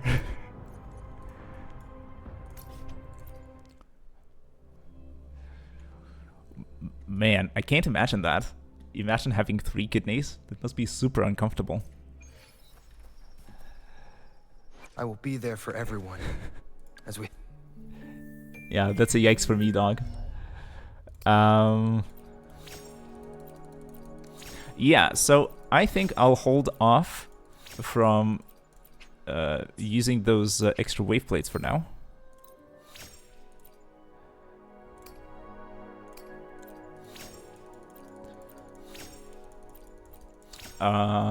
I think it is more worthwhile to just wait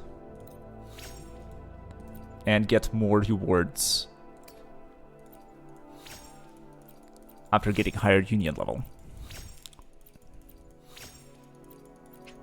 Also try getting Liberation Unforted first. That is a good suggestion. I am doing this to attract attention, perhaps. The thing is that I probably have enough resources to get all of them up to level 6-ish, probably.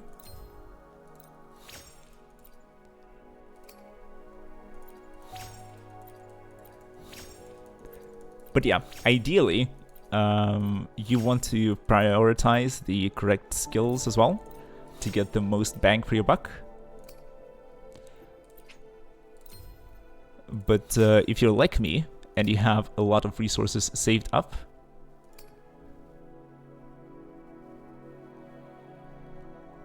yeah, you can unlock more nodes, or, you know, prioritize the correct nodes in order to get the best increases, the most power for resources spent. But yeah, based on what I have, I think this is as far as I can go. I have no more attempts for weekly bosses, but if I really wanted to, I could open those supply packs. I will be there for everyone. And get them that way. Yes, 6 is fine. 6 is like a stopping point for many characters and many skills. because going to level 6 does not require weekly materials, and you can only get 3 attempts at weekly materials per week.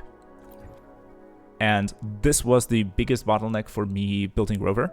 I had to wait on those, and this is becoming the biggest bottleneck for me right now. Because once again, I'm out of attempts, and there's many characters that I want to build, and whose skills I want to level up, and whose talent nodes I want to unlock. There is such a thing as a supply pack, which I have 2 of. And since Phrolova is a favorite character of mine, we are going for this.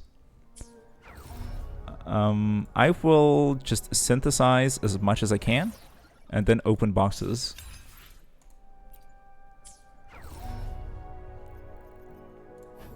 Open supply packs to get the remaining materials. Thankfully, I am a hoarder, or I completed a bunch of different content in this game, and I have a lot of them in my inventory. Thing is that the resources are limited. So once you farm the entire map, once you buy everything out of the gift stores that you find in the world, you don't get any more. You have to wait for the next area to unlock, or you need to wait for wave plates in order to get more of those materials, and your progression slows down. So be responsible.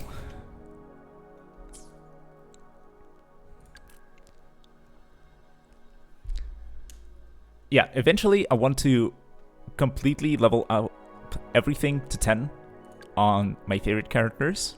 So Rover will get there once we break through the next ascension barrier. Phrolova will get there. Maybe Shorekeeper, even though on Shorekeeper it's a bit of a waste. As a support character, I believe you only need to invest in her intro skill and nothing else, and she will be just as effective. Depending on how many resources I have, and if I pull for any more characters from Laha Roy, for example, or if I need to build someone in the future, maybe Encore will get there as well. We'll see. Yeah, seeing my maxed out characters is How exquisite. is certainly nice. Like a storm crashing into a still sea, stirring it to life. It is with a bit waves of that reach for the sky. perfectionism, I guess, or maybe even OCD.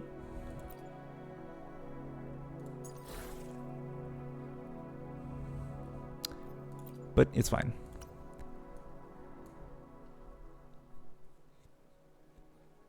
You have too many wiki materials since you don't build every character. I see. I see.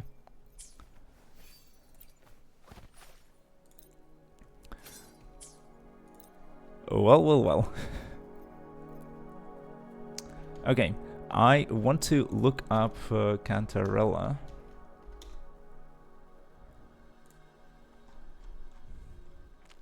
What are the weapons for her? Her signature, String Master Cosmic Ripples. Rain-Draped Sprouts as well. Any 4-star options? Augment would be the 4-star option. And the last one is Fusion Accretion. Do we have any of those? We have Jinzhou Keeper. We have the Call of the Abyss.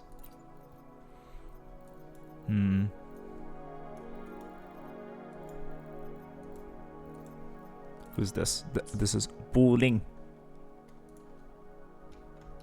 Yeah, usually 4-star weapons are pretty bad.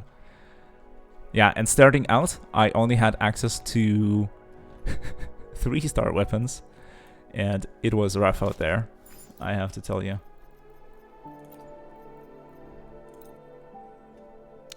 Unless it's concerto weapon. Yeah. So if it helps you build concerto energy or ultimate energy, then that's decent. But otherwise, eh.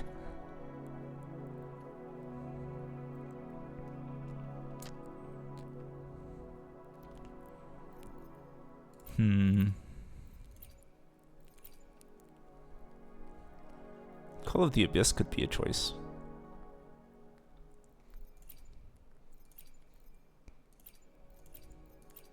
Maybe I just need more copies of the variation.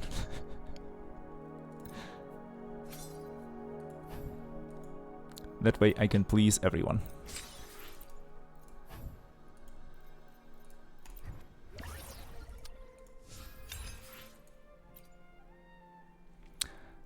Yeah.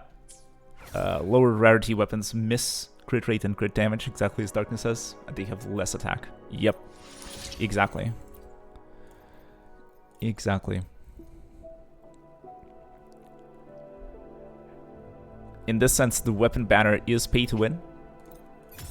In the sense that you get access to the power that you can't get for free otherwise. Yeah, so even a 4-star with crit main stat that is not even that good. Yep, because you just miss out on pure stats, raw stats.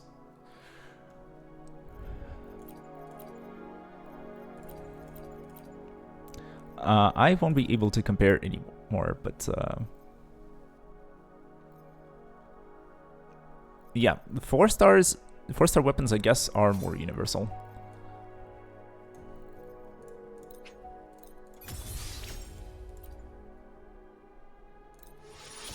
I still use Changli weapon on any sword character. I see. Yeah, the 5-star limited weapon situation is a little better in that they indeed do have the they have good attack scaling and they have decent substats. And then for the effects, maybe sometimes you don't care as much, and so you can just get away with I think I did not mean to do that. It's fine. I meant to do synthesis rather than use supply packs. But it's okay. Those materials are farmable, and it's not a big deal.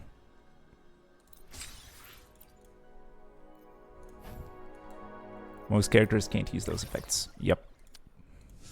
Like nobody in the game can use Phoebe's weapon effect. Okay, interesting.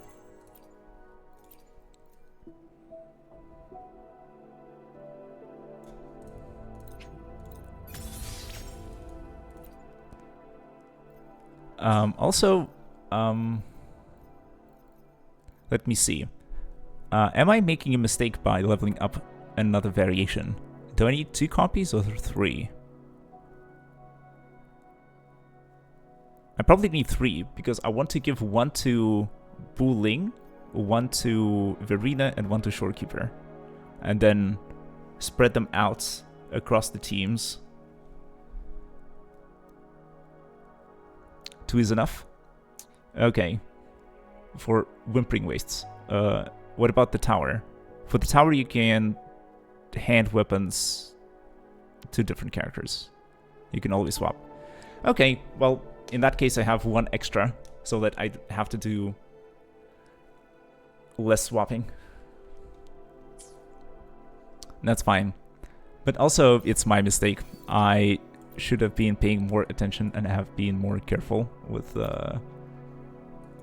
who and what I invest in.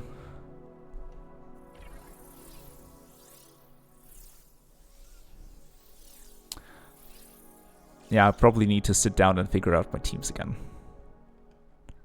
But if it's 4 completely built teams, then it's going to be comfy. And then I probably still have enough materials to level up all the characters that I want. And we'll be good to go. Anyways, let's go and farm some Hecate.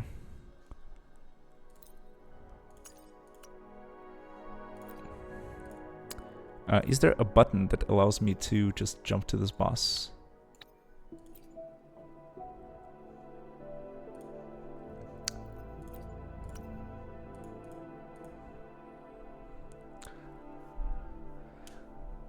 Phrolova, Cantarella, Dungeon, or Baija? Rover, Sanhua, Verena, or Shorekeeper? Okay, that's 2 teams. So basically the one that I have right now, then Phrolova plus Cantarella plus a support. Dungeon is not built. And then I don't have that many swords, and I don't have any good 4-star swords either. I would need to build another Emerald of Genesis, I guess. Or maybe even 2 copies if I want Sanhua to use a good weapon and Dungeon to use a good weapon. Angkor also wants Sanhua. Yeah. I mean, it's okay. I can swap them around. Phrolova, Cantarella, Baija. That can work. Or maybe Verena. Because Verena is very flexible. I can just plop her into that team and they should be doing okay.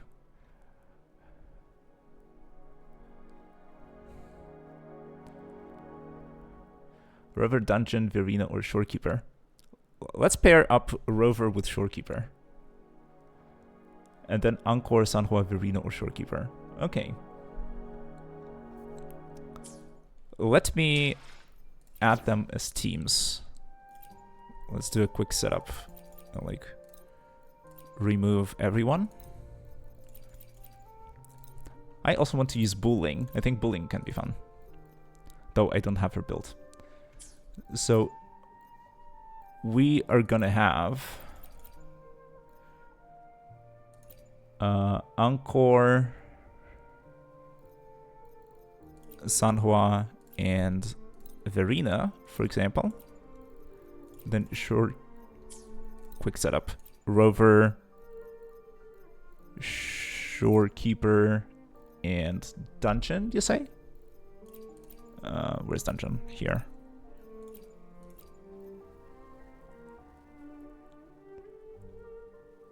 Ads, yeah. Sorry about that. Twitch is making me play ads.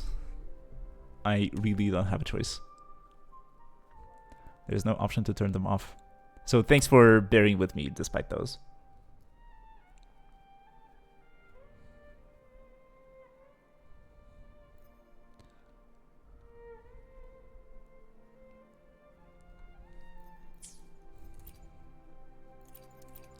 And for the Phrolova team, we get Phrolova, Cantarella,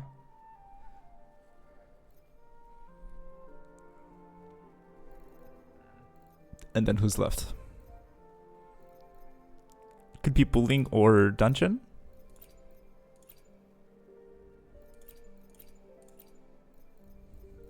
What is Bulling's role? Bulling is also a support and healer.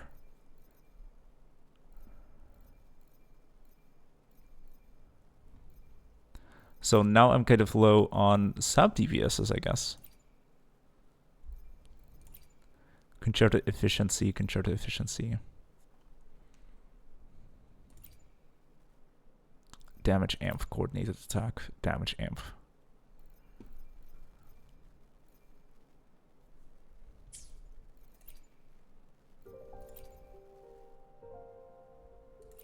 So having Dungeon here is a mistake.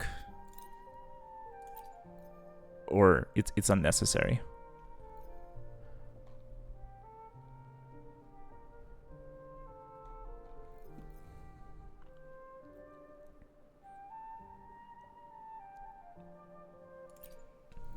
So yeah, Baija can go here, or Bulling can go here. Let's go somewhere exciting. Right? So, Darkness, are you back from the ad break? And another viewer, welcome. I am figuring out my teams for Wuthering Waves. I have just acquired new characters and I'm trying to see... Finally done. Excellent. So I'm trying to figure out my teams. I recently got new characters and I'm trying to see who I can use and in what combinations so that I can clear more difficult game modes like the Tower of Adversity or Whimpering Wastes, or just in general, use them together. So just by looking at the tooltips and the character's role, as the game suggests, maybe Phrolova, Control, and Bullying could be one team. You don't know if she's good as healer? Yeah, good question. I also don't know. Based on the tags, I think we basically get everything that we want from Bullying in this lineup, because Phrolova is our main DPS, Control is our sub DPS, Concerto efficiency and a bit of healing plus damage amp, and then Bullying also heals a little bit and then does damage amp and amplifies resonance skills. So I think that's solid. Encore, Sanhua, Verena seems to be a good lineup, with Encore as the main DPS, Sanhua as the sub DPS with Concerto efficiency, and Verena doing damage amp and healing. And then finally Rover, Shorekeeper, the canonical pairing, plus Dungeon as the sub DPS with Concerto efficiency and Havoc damage amp. I think this is solid. What do you say, Darkness?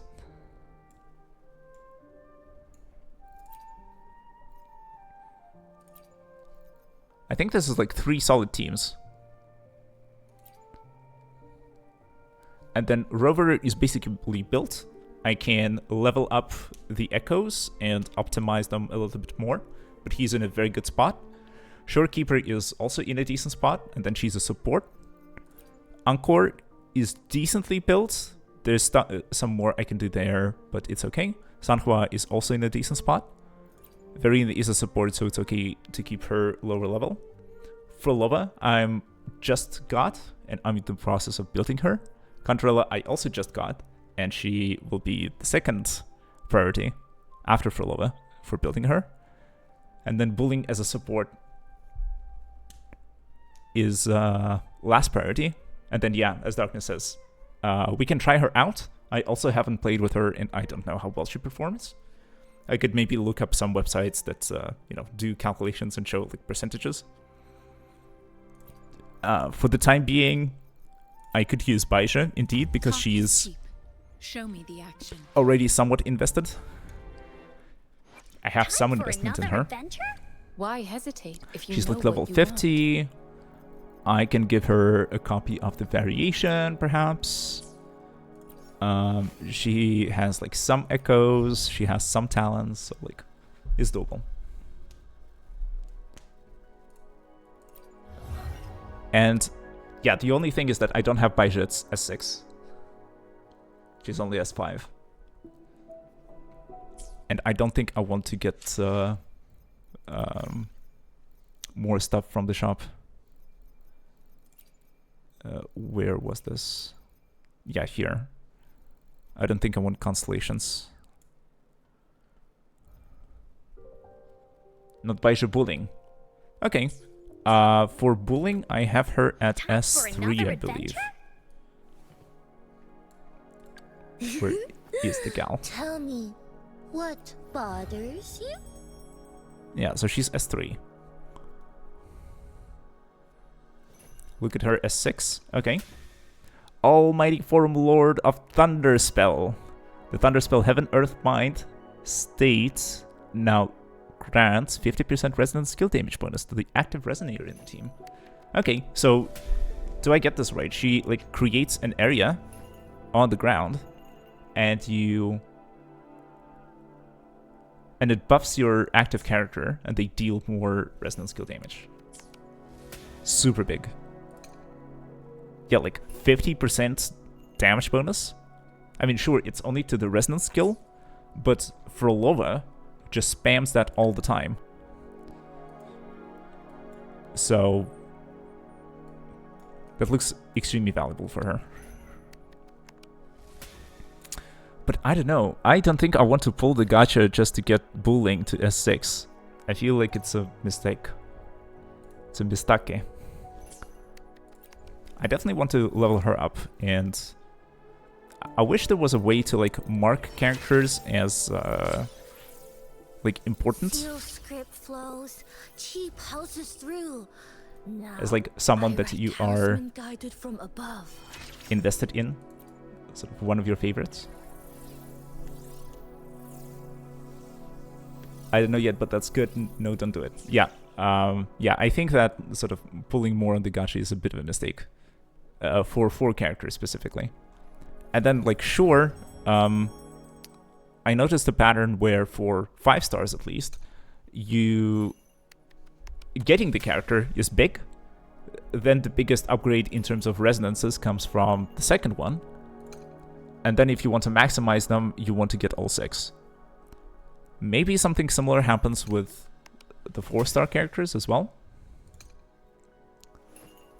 I just haven't read through the resonances, and I don't know how valuable each of them are in separation. Especially for a new character like Wuthering.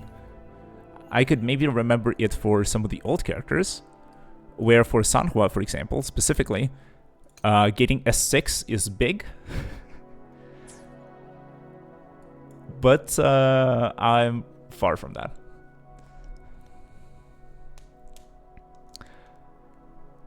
Darkness says you need S3, then S6. S2 isn't that good for 5 stars. Okay. I may be misremembering. And it may be slightly different for different characters.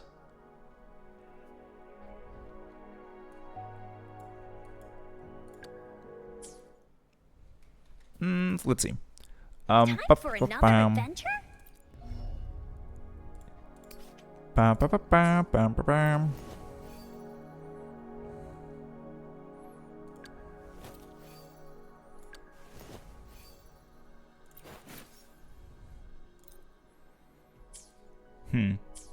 Okay, I see. Here's an idea. I want to go... What's your crit rate on Encore? Good question. For another adventure? 74.9% with the String Master at this level.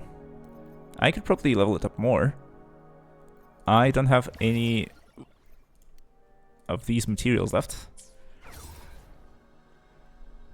You need to change that for cost echo. Give me just a second. I can get 3 of these. That's bad. I ran out.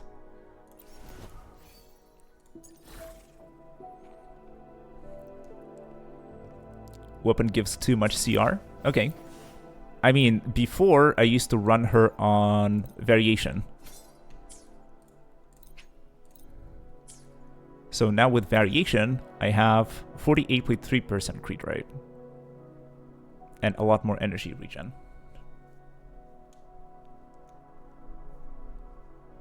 Oh, you want... Yeah, good notes. You probably want the opposite of what the weapon gives. So if your weapon gives you crit rate, you want crit damage.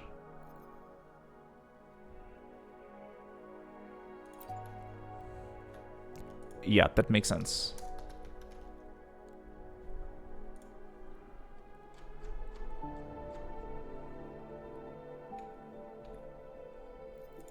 Do I have any crit damage, guys? Yes, I do, but they are not as good. This is also trash. Don't use Inferno Rider, use Nightmare one.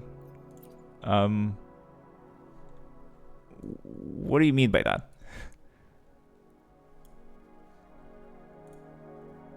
I don't have any other options, unfortunately.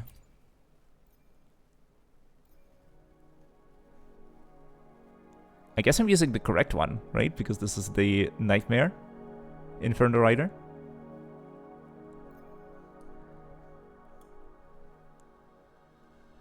Look at the level 10. Yeah, I noticed that this is Nightmare Inferno Rider and this is Inferno Rider. The different echo. Yeah, I sort of got onto that just a bit late.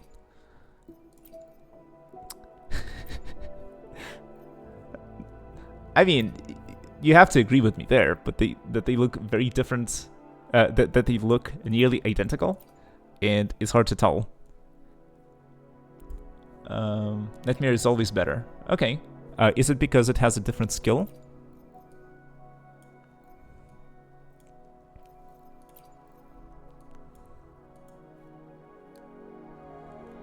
And then where do I farm this guy?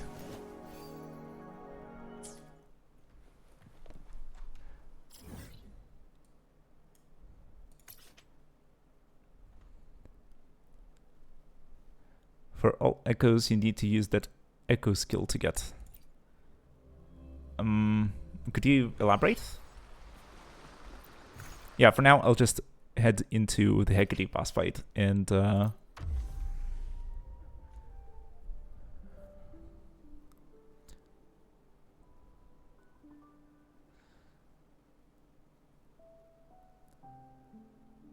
okay, for alt echoes, you need to use that echo skill to get the full effect, like 12 fusion damage plus skill. For nightmare ones, they give buffs instantly. No need to use echo skill. Interesting. So what you're saying is that just by having Nightmare Inferno Rider equipped, I am getting buffs, while if I were to use a regular one, I would have to use the echo skill in order to get the same buff. Is that correct?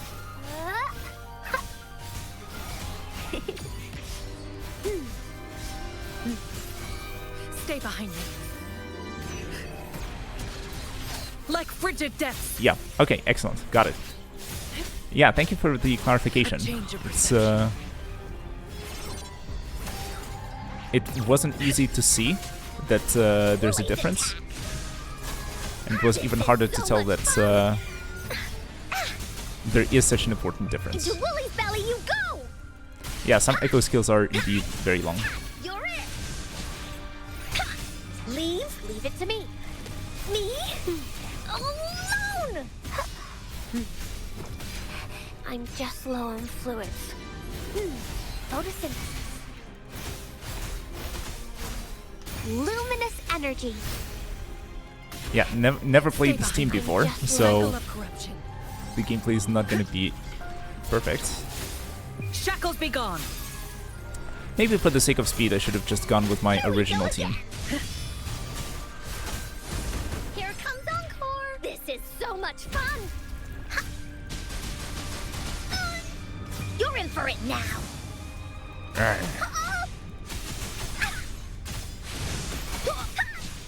Leave alone! Me? Alone!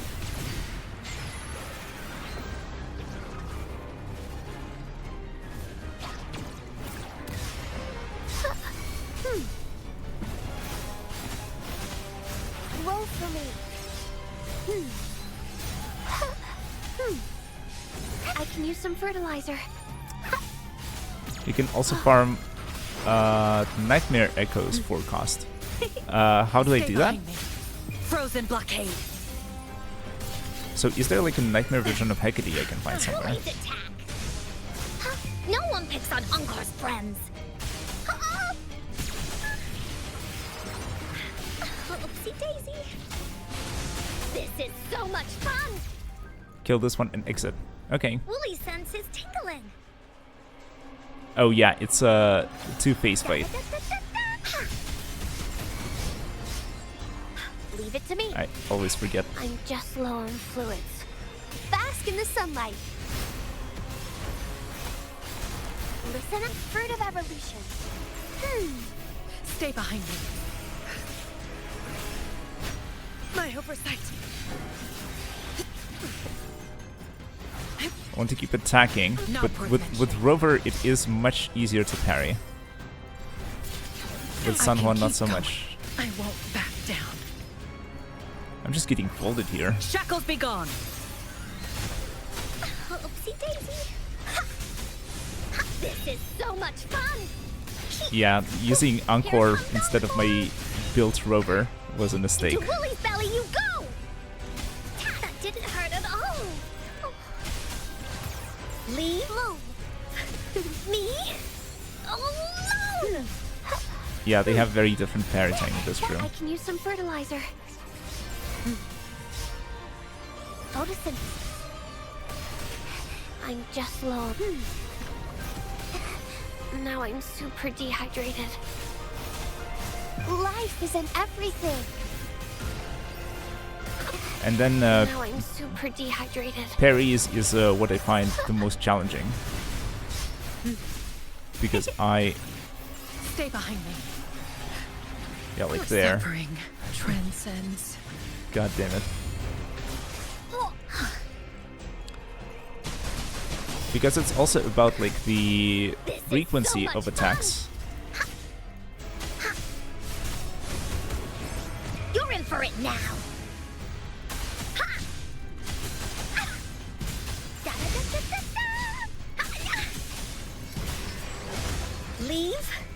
Leave it to me. Me?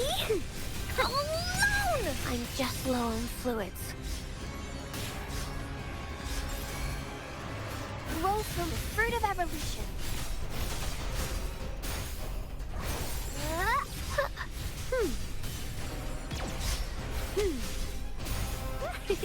Time to hibernate.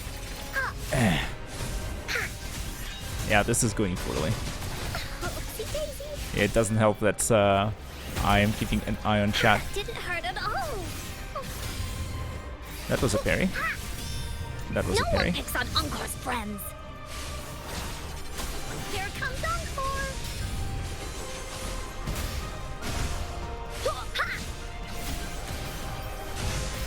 Story isn't over. Yeah, I think this is a wash. Be alert. Unless I literally dodge everything with I can Sanhua. keep going. Frozen blockade. For 5 minutes. I think it's just worth restarting. With a different team too. I don't get to switch. Okay. I'll leave now. My bad. Well, I guess that's what happens when you don't pay 100% attention to the game and you play a different team. Okay, so let's switch the team first before I forget. And I'll get my good old Sanhua I will here. cut down any threat in your way. And I will also quick set up them so that Sanhua is 2 and Shorekeeper is 3. That's what I'm used to. I will actually switch to that team. And then we're going F2. Is it a boss challenge? Okay, I think this is the regular Inferno Rider. Yeah. Is it Nightmare Purification?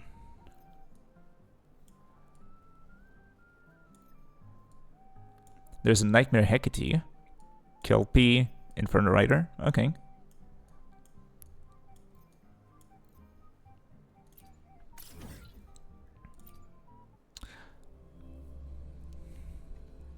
Oh, and she has increased havoc damage resistance, so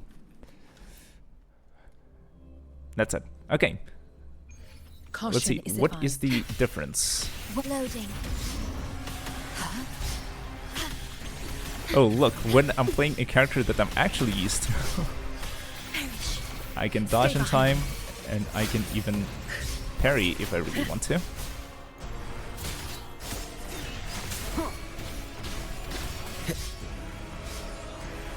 They're different echoes. Yeah, I don't believe I've fought this one before. So far, the mechanics look identical to the second phase. Keep it together. I'm mistiming everything. None shall whisper. This one is Phrolova's fight, but it isn't for Phrolova. Okay.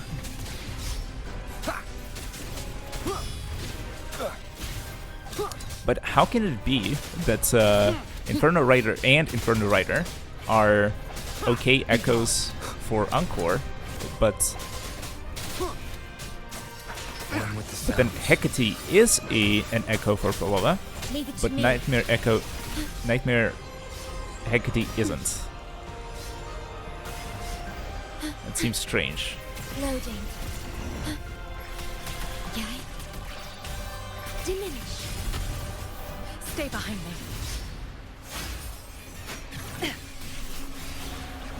Not worth mentioning. I can keep going. I was a little late. Like frigid depths and grave.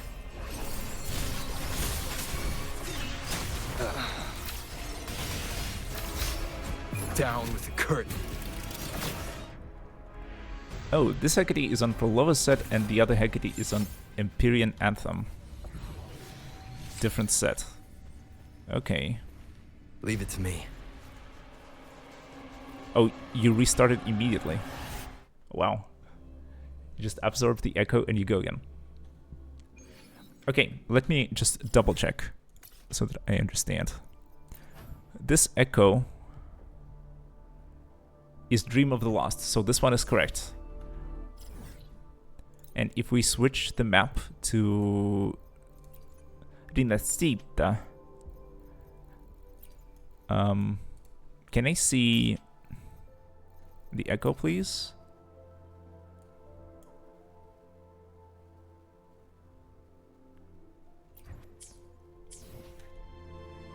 Maybe if I go into I will be there for the everyone echoes as we head toward our shared future, on leaving the Databank. past behind. Fair. That's a good place to look up echoes.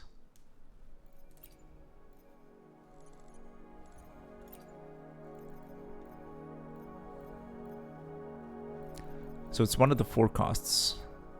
Okay, so these two guys are here. And they actually tell you where to get them. That's good. Let's see if I can notice Hecate somewhere. That looks like the aches. Oh, this one. Empyrean Anthem. Hecate. Okay. Yeah, and this one gives you energy regen and coordinated attacks. I'm not even sure who you would like to get this set on. Doesn't matter.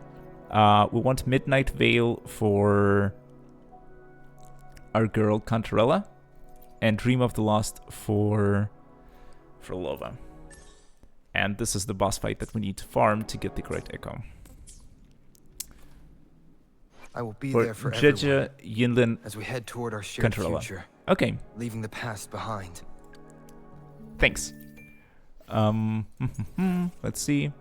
Yeah, we want Nightmare Hecate. Not attack or defense, so both of these are trash. Crit rate would be okay if the weapon wasn't crit rate as well. So we want crit damage means that.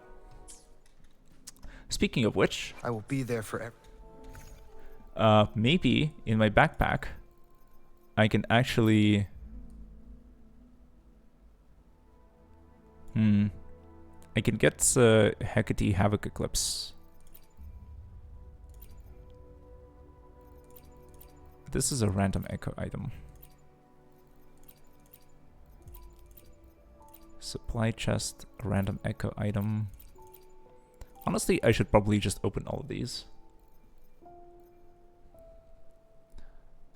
Okay, Empyrean is for like Gingy with Cantarella. Okay, gotcha.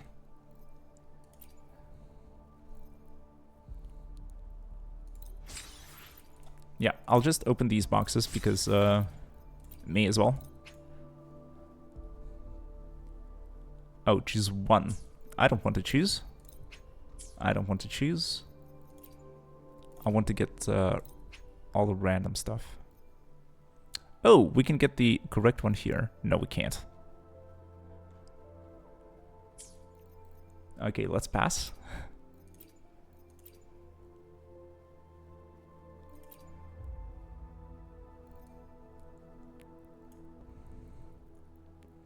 I don't think there's anything.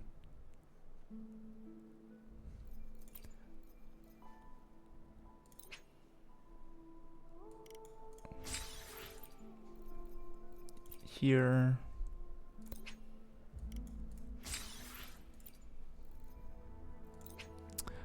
We have 130 of these. Easy fodder. I don't understand why this says random and then you get to choose. That's it feels like either a translation error or a UI error. Somebody was copy pasting too much. I don't even want to open those. Why not? I mean, you get some random stuff and it's probably not particularly valuable, but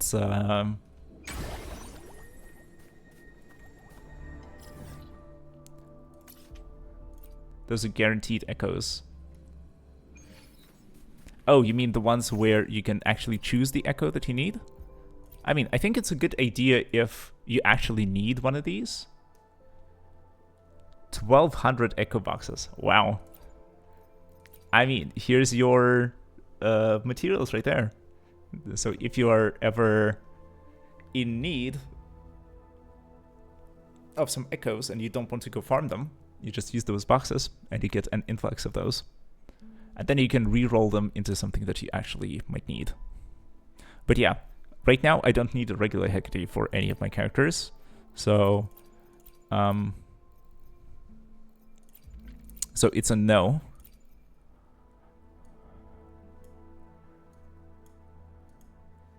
And I don't think any of these I'm interested in. Tacit field echoes, but in a box. Gotcha. I honestly have not farmed tacit fields yet. As in, I cleared them, collected the echoes that just spawn naturally by you defeating enemies, but I never collected echo rewards from them. Maybe like once or twice to just spend the wave plates and get something out of it. But never sort of in order to farm for 3 cost echoes or something like that. But I guess I will have to do that eventually if I want to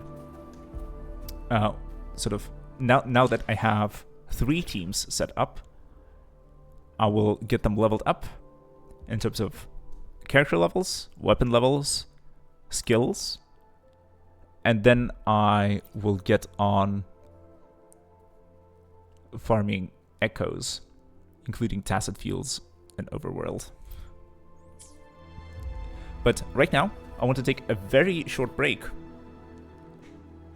You know, to grab a snack, go to the bathroom, that sort of thing. Get some more water. And then I will come back and we can figure out the echo situation for Phrolova.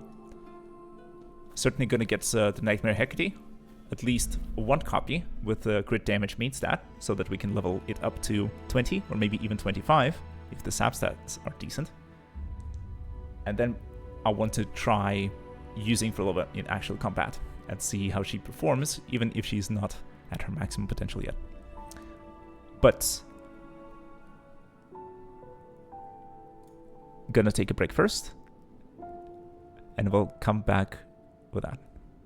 Oh, Darkness, you could help with Nightmare Inferno Rider. If you want to team up and do this in multiplayer, if it's actually doable in multiplayer, then I would love to have you on board. I think that could be fun. Echo farming with viewers. That's gonna be the new title. After we get the Hecate, though. Or since you're here, maybe we can do it first. And then if you need to go after some time, I can switch to farming Hecate. That sounds like a plan. Okay, then This is a testament to my connection with the world. feel free to around log me. in It's and very much my companion now, add me as friends, and bearing I will take a witness break, to and I will be everything back I've in experienced a few on this minutes. journey. So, see you in like 4 or 5.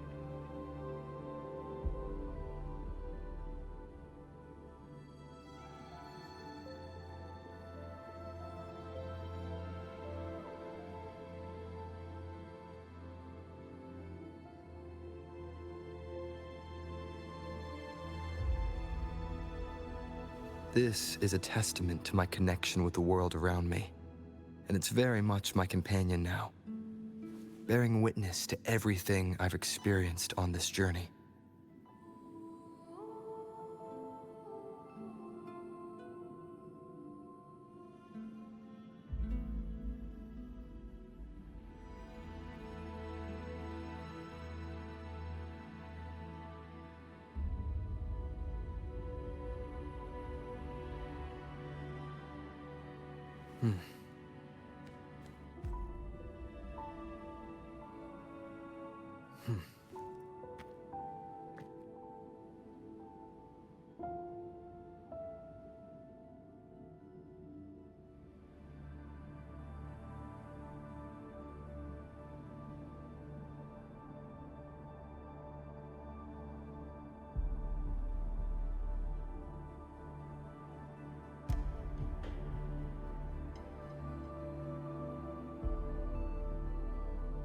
This is a testament to my connection with the world around me, and it's very much my companion now, bearing witness to everything I've experienced on this journey.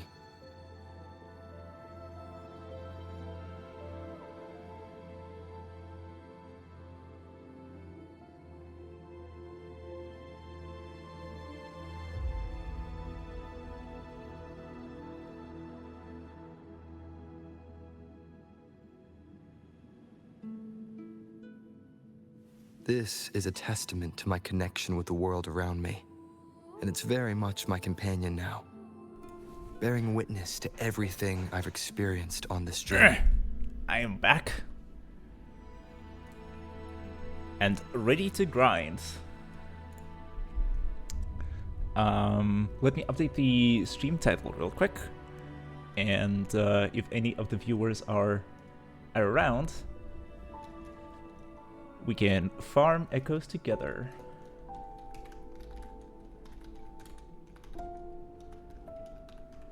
Yep, Darkness. Feel free to add me. The user ID should be visible. And I, for now, accept all friend requests.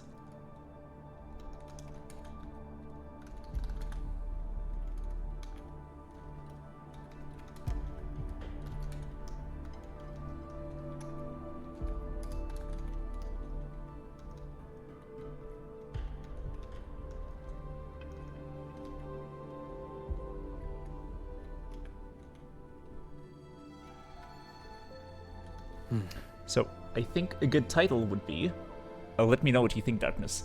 Farming Echoes with Viewers, Building Best Girl Phrolova and Co. How does that sound?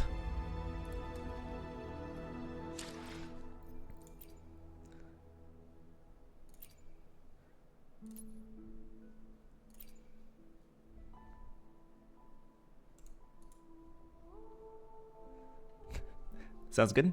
Excellent. Okay, let's see. It looks like I can't join your world because I don't have the right Soul 3 phase. I'm at rank 6. Oh, you can join. Here, let me accept your request.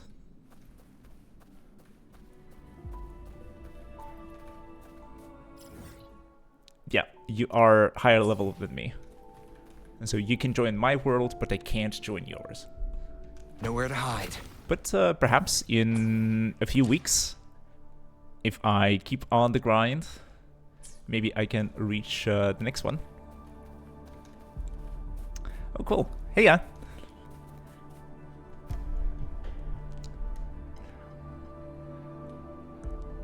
Cartithia or Cupcake? Any particular characters you want to play? You can use the in-game chat if you like. Maybe more convenient than switching to Twitch.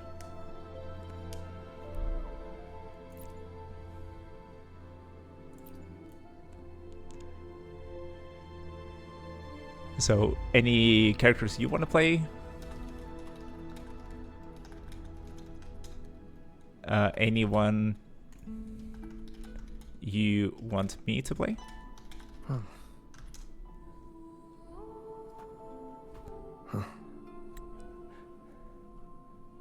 Cartithia or Phrolova.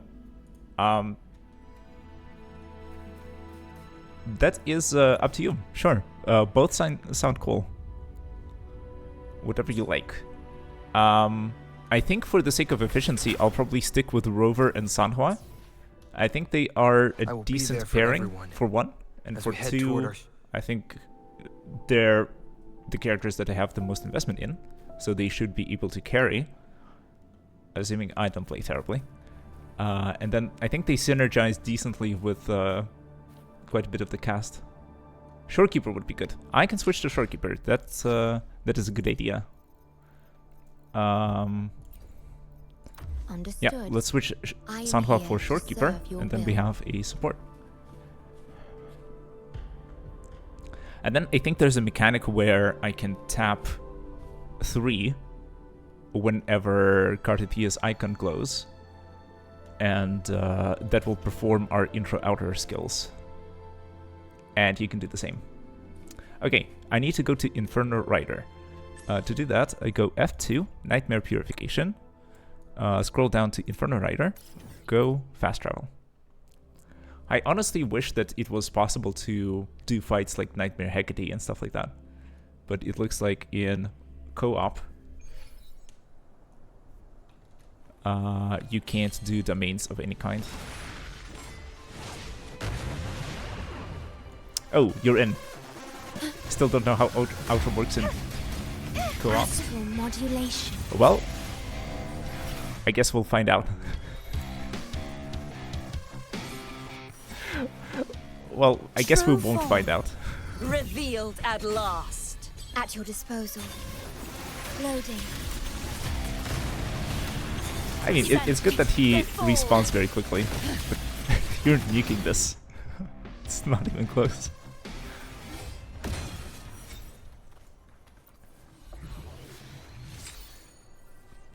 Yeah, it even tells you on the screen that you tap your party member to activate their resonance skill. Leave it to me.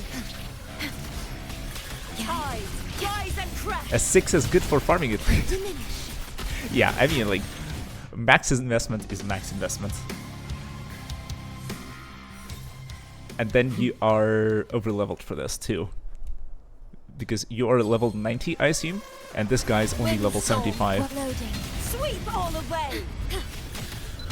So 1 crit, 1 ult is enough to wipe the poor boy. Okay, so this is attack. Stay calm. Be gone, wicked souls.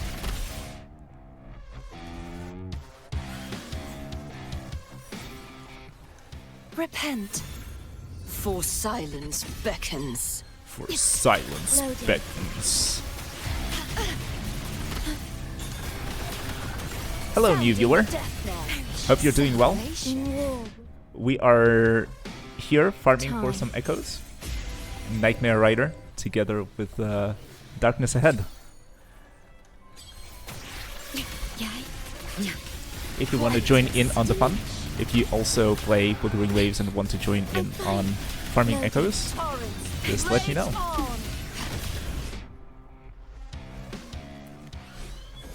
And earlier today, I pulled for Phrolova, got her extremely quickly. At your disposal. Furious tides. Then pulled her for her weapon, and in the first standfall, I kid you not, we got 2 copies of Phrolova's violin. Extremely lucky. Loading. This also allowed me to pull for String Master on the beginner's weapon choice banner, and use the remaining astrites, or the extra astrites, to get Cantarellum. Which means now I have the perfect pair up for Phrolova. Sounding the death knell. Ruin is imminent. We can also try Phrolova. Sure, it's up to you. As in, you play Phrolova. Okay.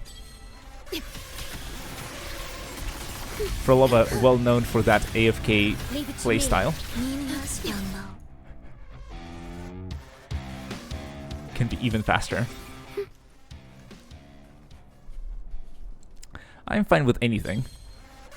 Worry not. Just here enjoying the ride. Life or death. No Enjoying the first few notes to Inferno Rider's theme. Gets cut off very quickly. Loading. Yeah, this one is attack. Iron graft.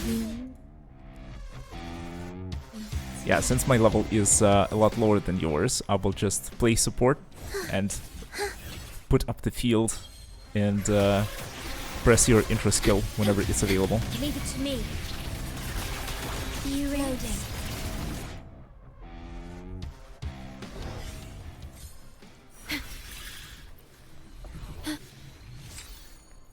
Oh, this one is crit damage. So I guess this is what we're looking for. We can kill him one more time You're in for the cadence. sake of getting extra copies.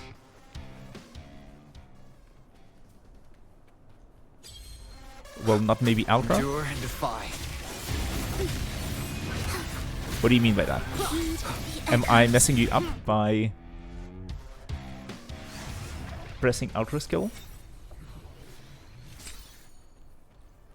This one also is good damage. Nowhere to hide. I'm fine. Loading.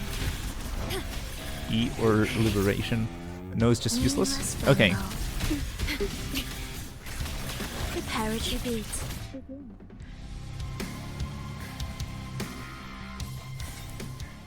Well, that's unfortunate.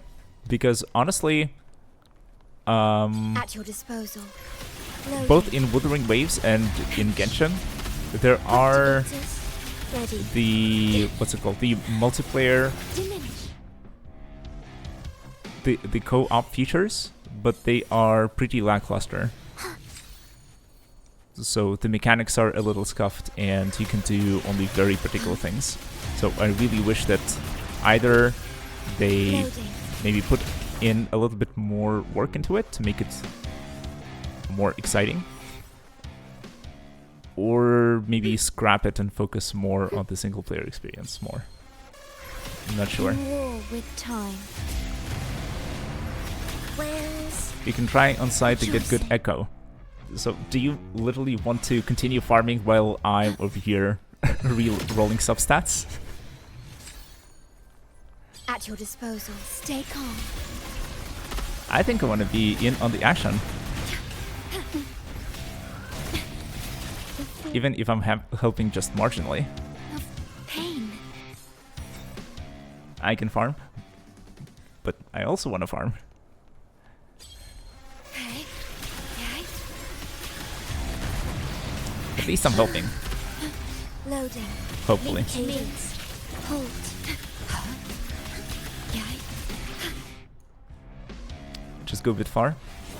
Yeah, I can disengage and go do that. But I'm also okay with staying here and just getting a lot of copies of this guy and then fishing for good substats. Life or death. No alternative.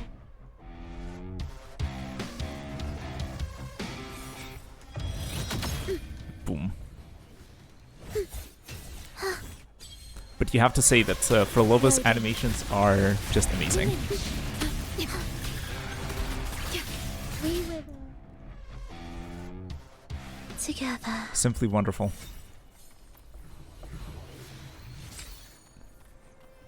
And then, if I go away, then I do not get any more copies of this echo. So I actually want to stay close, and I want to absorb the echoes that drop. You don't like her ult? Well, fair. It is a bit of that AFK thing going on, right? Because when you use the ultimate, she just sits on the ring and conducts Hecate. Echoes will stay there. You will obey.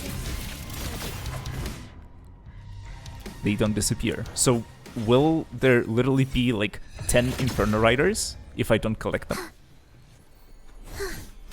Leave it to me. Let me see.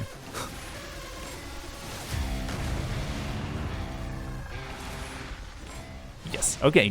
For the funny, let me try and do that.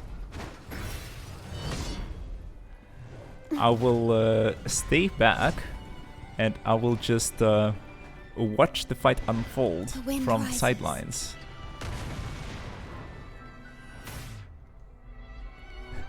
You even saw 50. Wow.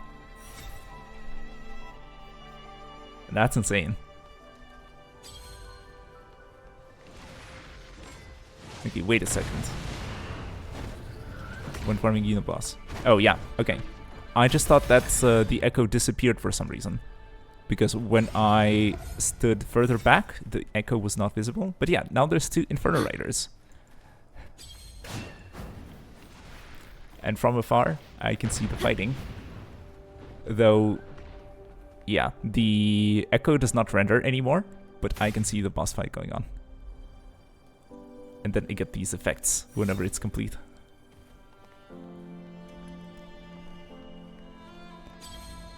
You can also collect all of them at once. Yeah, true.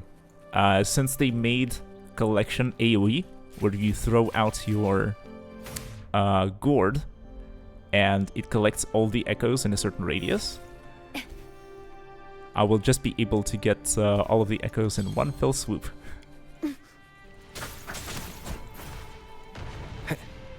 Which is interesting. Leave it to me. And at the same time, I can just run around and continue collecting echoes of other kinds. I think that should work as well. So once you're done, you can come collect these guys.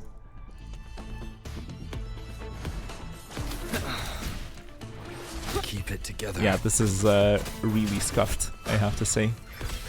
Loading.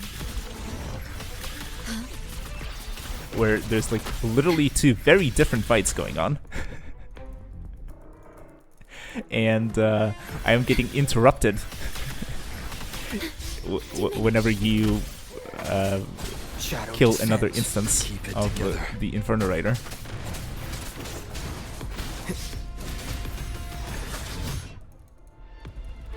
But it's very cinematic. But then it disengages me from the fight. And then as far as I recall, that far, huh? I mean, like, you can be, like, pretty far, I believe. And it will still work. In war with I think time. it can't be on another continent, because that's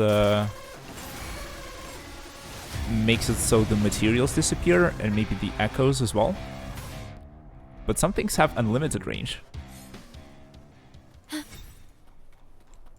Let's see how far we can push it.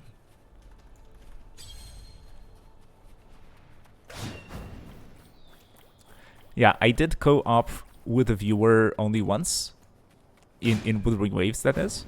And we walked around with around Avenolium and trying jumping off of it. But we didn't challenge any bosses, so...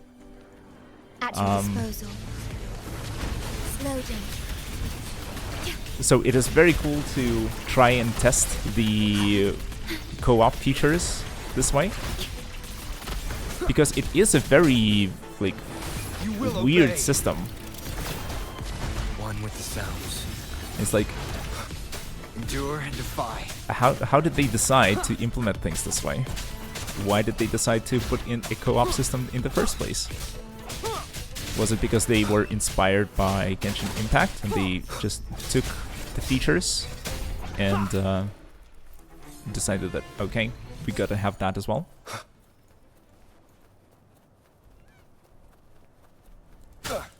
I'm also noticing that this far, the... what's it called? The slowdown after the boss fight effect does not happen. So maybe it is like really unloaded and I need to be closer in order to be affected by that. Co-op is good. They did have co-op events and they were very fun. Okay. I guess I just missed those. But I would be very curious to see how they can pull it off.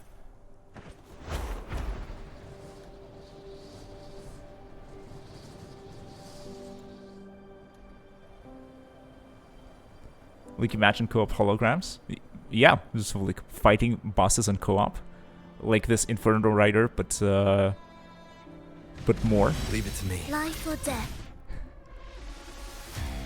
No alternative.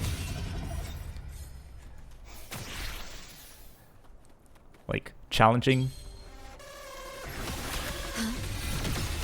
And requiring teamwork to complete. That could be super cool. We had those, but only in an event, sadly. That is unfortunate. Well, I hope the event reruns and we can do more co-op things in the future. Because right now it really feels like an afterthought or something that the developers are unsure what they want to do with. But it's cool. Hello, new viewer. How's it going? I am over here with Darkness Ahead, a viewer. We are playing Wuthering Waves in co-op and farming some echoes. I pulled for Phrolova earlier today, and we decided that it would be fun to just go farm some echoes together, and not just do it solo. So if you want to join in on the fun, let us know. We can invite you into this world, and you can do this together. Astral modulation. Or you can join us in chat, that's also cool. Worry not. Heed the echoes.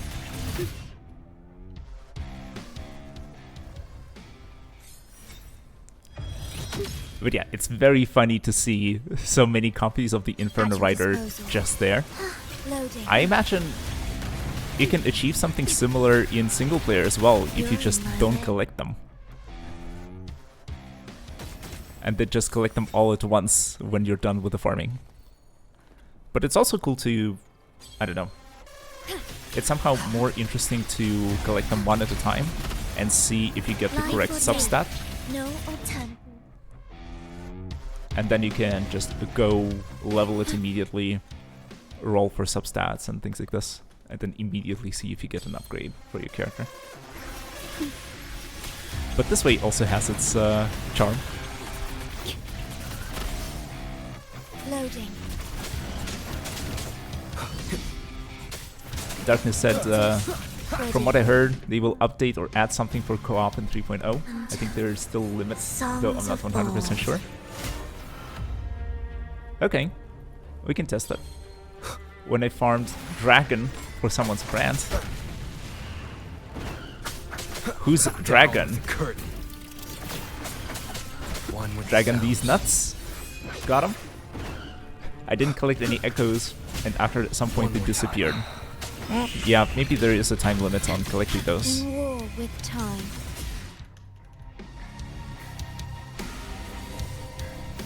Loading. Or like an entity limit, or a distance limit, after which they despawn. Not like this? What? Not the time limit?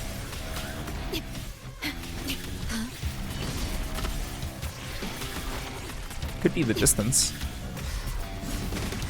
Loading. Render issue properly. I mean, yeah, from researching online, it seems that you, for example, if you kill a cow 10 miles away, you don't get the meat. Or instead of, if we are standing 10 miles apart and I kill a cow, then you don't get the meat, but I do. So there's like a hard limit on the range at which materials drop. I think there may be something similar with echoes, where they stop dropping for you or spawning if you're all the way across the map, but I'm not sure. Leave it to me. Bad timing. Yeah, you have to be nearby, I guess. To get mats and stuff that other player gets. Yeah, exactly.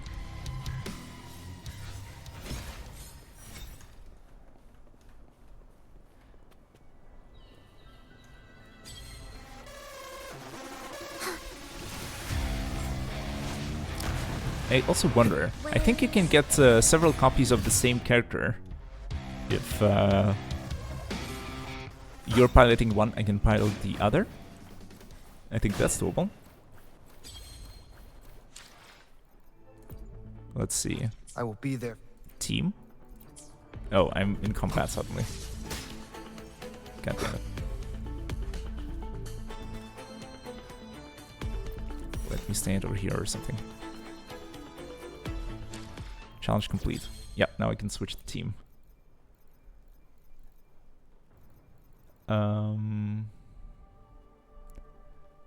Yeah, you did get the mats that I collected because I was relatively close by. I was like on there yet? On a hill next door. Will the approaching Yeah, they're sounds rendering be one by one. beautiful enough? Tides, rise and crash. Ictus, ready.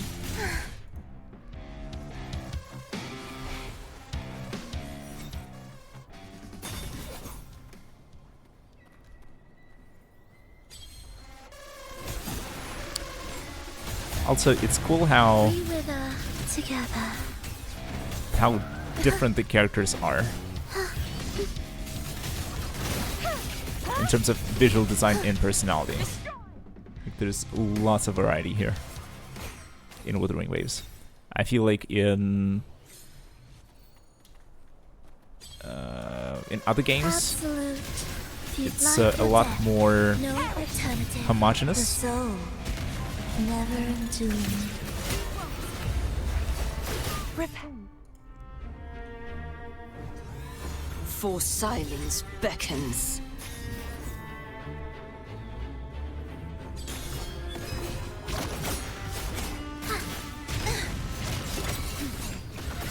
In war with time. Also, it's cool that sort of. Also, there's a huge difference in mechanics. I'm a big fan of characters whose Diminish. Leave it to me. sort of theme revolves around duality, and Cartithia is a very good example of that, Loading. where she has the Cartithia form and the Fleur-de-Lis form. In Warframe, there's oh, I forget the name. Equinox, I think. Phrolova, perhaps. The example that I was thinking of was Equinox from Warframe, because she literally... It's a frame that has a night form and a day form, and you can switch between the two. Windstorm. Sweep all away. Yeah, Phrolova kind of where you have your normal mode and your Hecate mode. And it's also story-wise, it's Phrolova in her human form and Phrolova in her Tacit Discord form. So Phrolova being both dead and alive. Ictus, ready.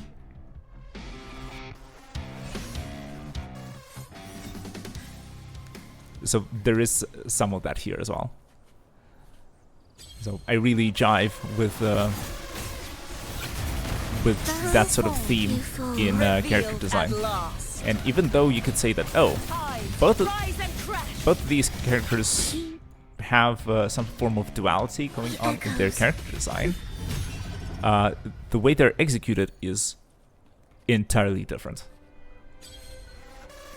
It's how you can take the same idea, take the same concept, and then have a completely different spin on it, and execute it in two entirely different ways.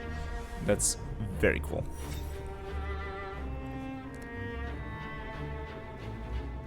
And within the same game, too. Furious tides. Split the heavens. In war with time. Darkness says, I just like cute characters. I pulled Cartithia for small mode, not for big mode. Honestly, I kind of agree with you there. I'm also sort of more of a fan of cute and small Cartithia. Before me. The big Cartithia certainly has like this dommy mummy energy. She goes into mode where, you know, I'm going to punch the sun destruct.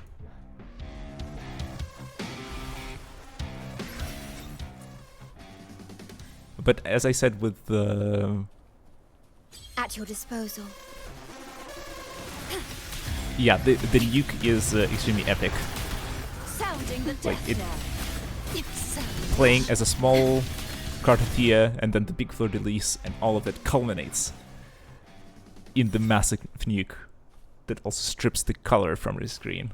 That's just a cinematic moment. My blade. Purge Really all makes you evil. feel like you're playing a boss character.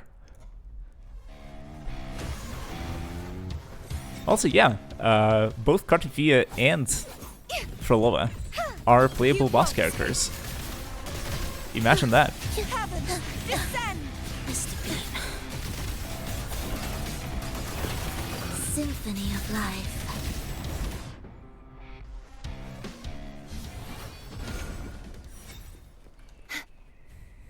True form. Revealed, at last. Astral modulation.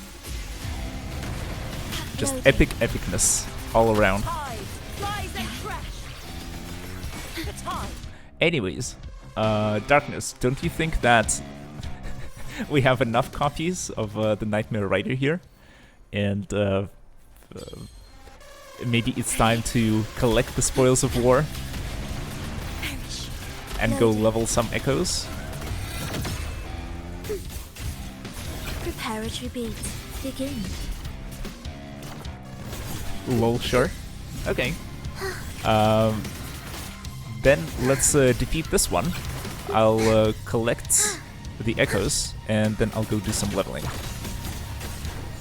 And then this Inferno Rider, I think, is an echo that you use on... Life or death. What's her name? On Encore, right? Songs of old. And so I will need to go and farm Nightmare Hecate if I want to level up Phrolova more. Loading.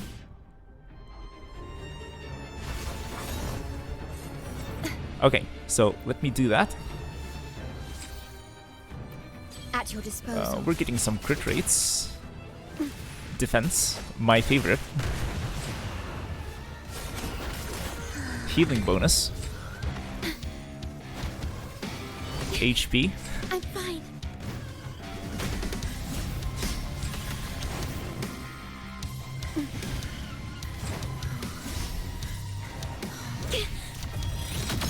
Thus, you fall. Yeah, I ran out of stamina, so I'm gonna be... Oh, you can just teleport away. I think I'm still in combat though, so I just need to fast travel anywhere to escape the fight.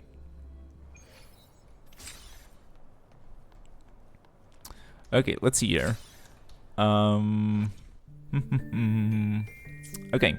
I wonder, can we both try and head into the fight with Nightmare Hecate? Is the question.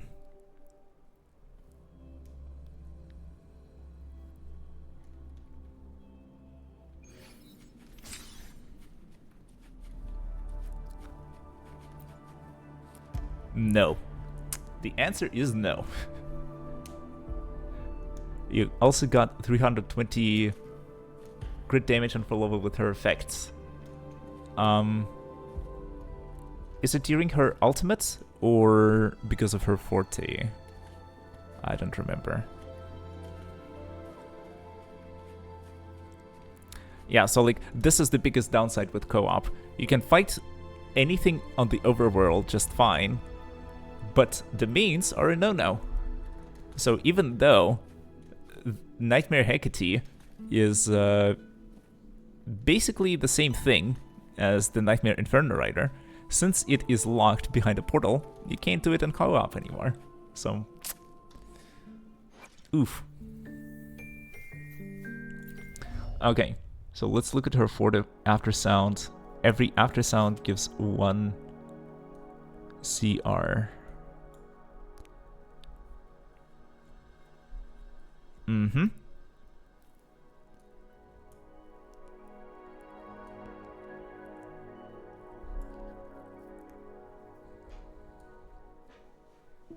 Okay, I just need to find...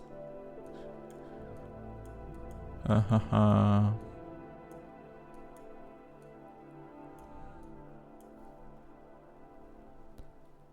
am on... Not sure. Okay, yeah, I mean, I see that the limit is 24. I see that the different attacks grant more stacks.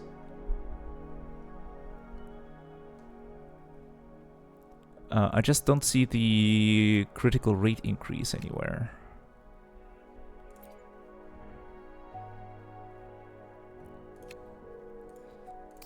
Maybe it's somewhere else.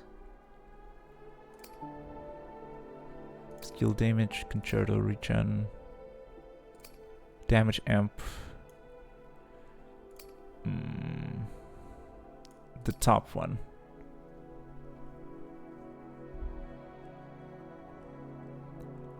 Oh yeah, crit damage is increased by 2.5% for every stack.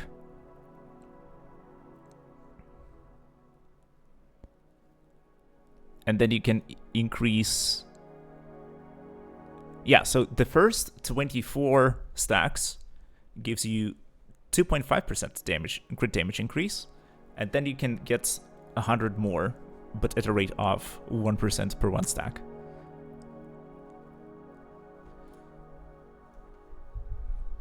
Yep. Gotcha.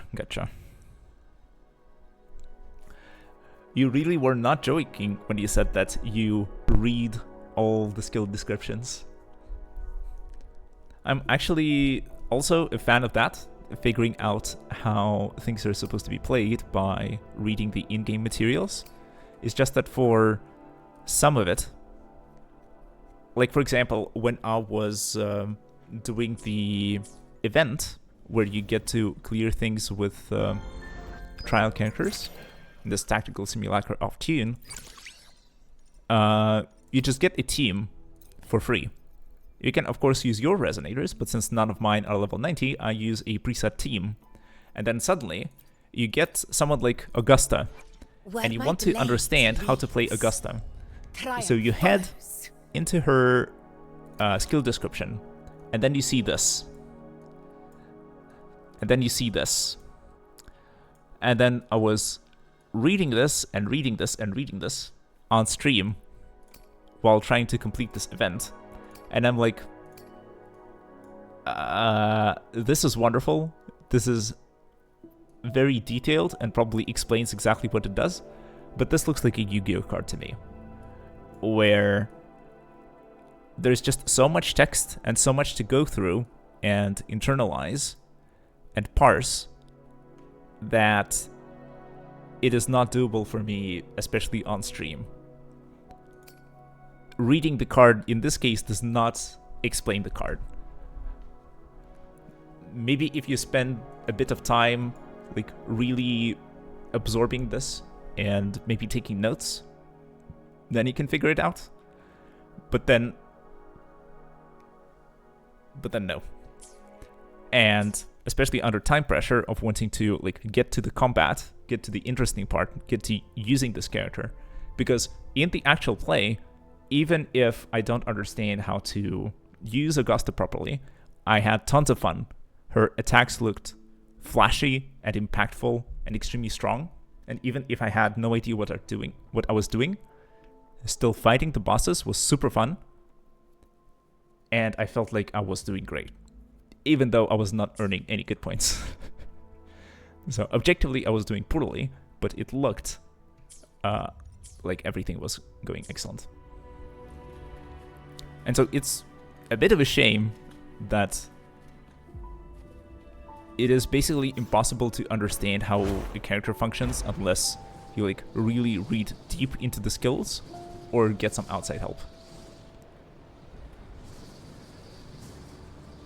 And so what I had to do is basically like watch a quick tutorial on how all of this is supposed to be played. And even then I unfortunately wasn't able to execute it properly. You're in my way. I got so close to getting the maximum score Symphony of Life. Or to get the Absolute 5,000 score that you need to get the utility. last tier of rewards. Whales. But Rejoicing. I fell short. I got 4960 instead of 5,000, and so I don't get rewards. Are we there But yet? it's fine, because the rewards in this case are just some cash. 888 Will the approaching dollars. sounds be beautiful enough? So it's not critical. But I would be pissed if that was sort of those 40 score points were separating me from getting a limited pool, for example. That would be rough. But yeah, you're right, Darkness. For the most part, sort of, if you actually read the text, most of it explains like how the basic attack works, what happens if you do the dodge counter, and stuff like that. Yeah, and usually the UI just does the explanation in a much more straightforward and visual way, so that you understand how to play Augusta. But specifically in Augusta case, I had an issue where I did not notice the sun on her bar until I looked up a guide. Because that is a very important mechanic, but the UI element is very small, and it is squished between two other UI elements that are also very bright and different colors. And so I literally did not see that something was happening when I was doing certain things that I was supposed to be doing. So like, even though sort of the game highlighted which buttons I need to press in order to proceed, I did not see like that there was a circle that was filling up, unlocking a certain mode. And I was just confused that, I don't have access to a certain powerful move, and then randomly I do get access to it, but then I don't anymore. So it was very frustrating. And only once I looked up how to play her properly, I finally saw what it was actually about, and where that indicator was that unlocked the special attack. It was just rough, and an unpleasant experience overall. Well, I don't blame you. Phoebe also has two bars. One is very small on the bottom and one is big on the top. Yeah, Phoebe was also confusing to me. And also the fact that she has like two different modes that she can use, and there's, I feel like, not enough differentiation Are we there yet? between them. So it is hard for me to tell in which mode I'm in. And I also did not get a complete understanding of how to switch between those modes. Will the approaching sounds Sentence be is due. yes, blossoms No being escape. wilt?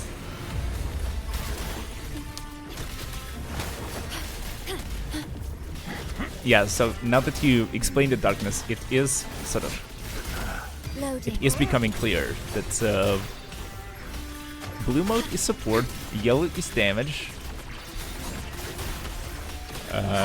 When you use one, you cancel out the effects of the other.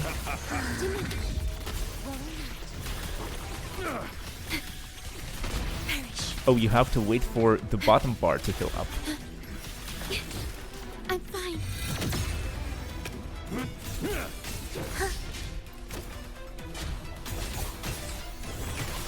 Thus, you fall. Yeah, I did not notice that, for example. Absolute futility.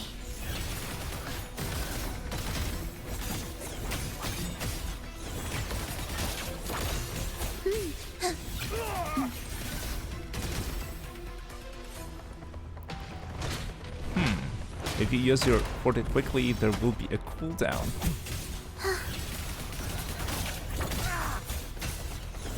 Symphony of Life. I see. Are we there yet? But yeah, just as I said, I did not understand the mechanics just by playing the character. it wasn't self-explanatory. And indeed I needed a guide or someone to explain how all of that works. Absolute. And what's worse is that sort of, since I don't have a lot of characters on my account, I sort of struggle with playing characters that I'm new to. And when I was like in that event where sort of here's a bunch of boss fights and here's a bunch of trial characters, it's like, okay, but I have none of those characters. I have no clue how to play any of them. And within this mode, there's a strict time limit, and I need to be sort of playing pretty well in order to beat the mode. And when also playing the character does not explain the character, it just makes for a very frustrating experience where you don't know how to play the character, you have to perform, and there's basically no way to learn or understand what's happening, or like head into a test mode and figure out what you're supposed to do with each of them. You just get the entire team and a dangerous situation, and you just have to fend for yourself. Symphony of life. It's not just you, I also don't know half the characters. Thus, you fall. Yeah, so I mean, that's why I'm sharing the experience, and it's good to hear that I'm not alone in this, because Absolute futility. you have to sort of spend a lot of money on the game, and you have to have started playing it rather early on in order to have all the characters on your account.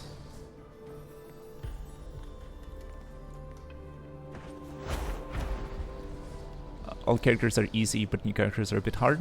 Well, it depends. I think it's really sort of depends on the character, right? Fact of the matter is that all of them, you have to pilot all of them differently.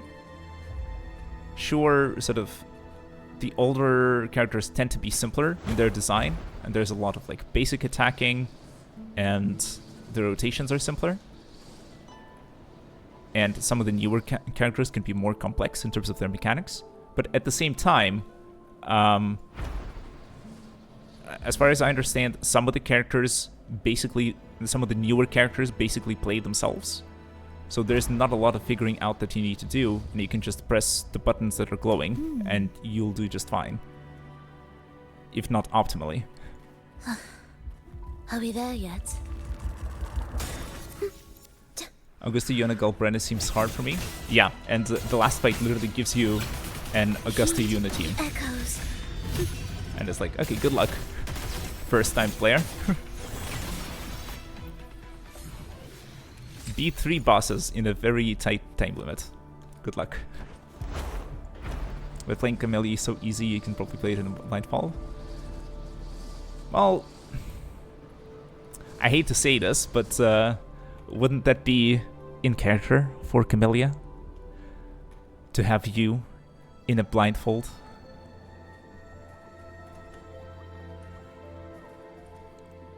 I actually have them but didn't build them. Oh, you also have Galbrena, Augusta, and Yuna? Wow. From my experience in that game mode, they seem powerful if you know what you're doing, or if you're practiced in their rotation, if you're practiced in piloting their team. But having to do it for the first time with no experience, it was kind of rough.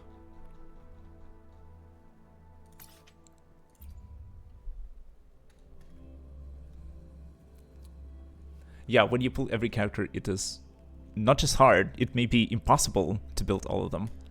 Unless you spend the money to get materials as well. Be beautiful enough? Right? It's like you need to buy like packs for the expendable resources for like leveling characters, weapons, and echoes. Tuners are a big problem. Together. I hear that even cash, even credits can become an issue at some point if if you're leveling a lot of characters. Yeah, boss materials, weekly materials. Yeah. Today's story is... It is rough out there.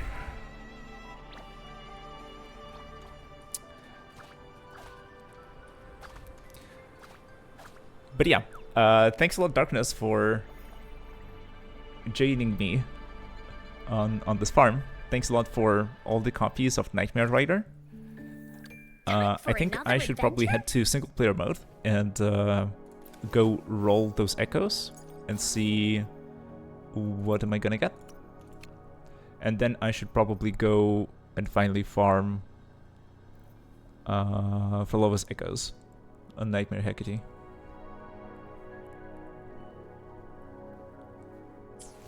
Yeah, it's a good idea to focus on just a few characters instead of getting everyone and trying to build everyone.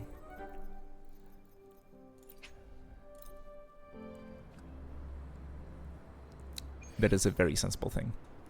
And I am guilty of that as well, and that's how I probably bricked my Genshin account. It's fair to say. I started just Wind guide at some point I said fuck it, and I decided that I just want to level lots of different characters, and I ran out of resources, and that was it. Leave it to me.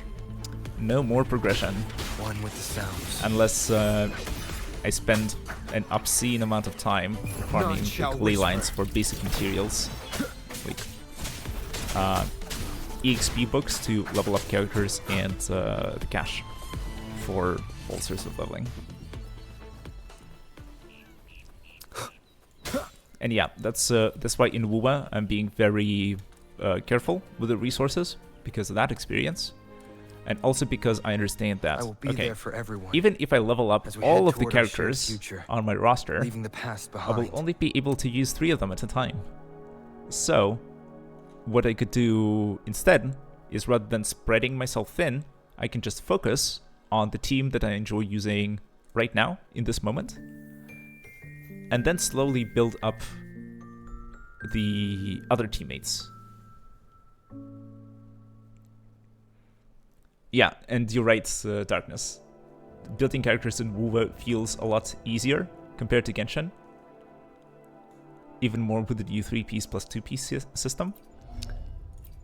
Yeah, it honestly feels cool that they decided to go with this design.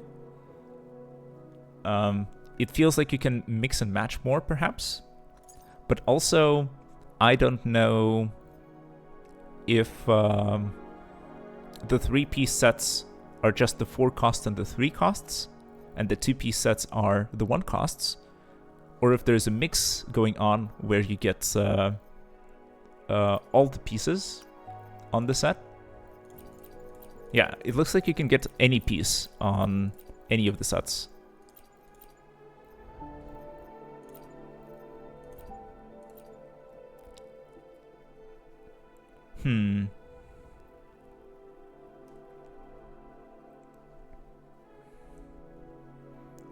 But yeah, means that maybe you can have an easier time mixing and matching what echoes you have with what stats.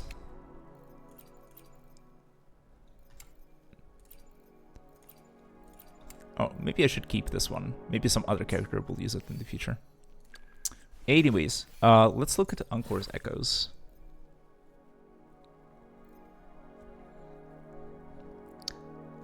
Okay, so Darkness said, I built my Phrolova in a week because I had crazy good Camellia echoes, the most optimal. Use 4-1-1 from the new set and 3-3 from old, because they have more enemies to kill collect echoes. There's 100 of wolves in the game, but only 10 Capitanoes. I'm not sure what a Capitanoe is. But yeah, I hear the 3 costs is what you can get from tacit fields very easily, and the 1 costs are harder and require farming the overworld.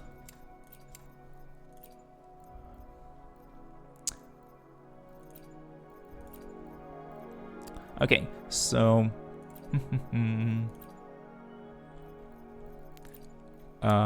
on the Nightmare Inferno Rider, we want to see crit damage as the main stat.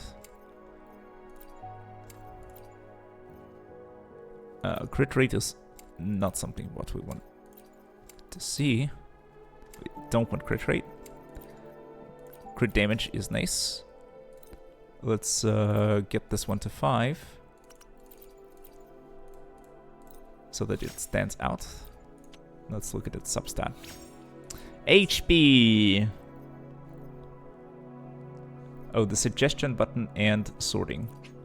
Yeah, I think I can filter somewhere. Main... Where is it? Crit damage.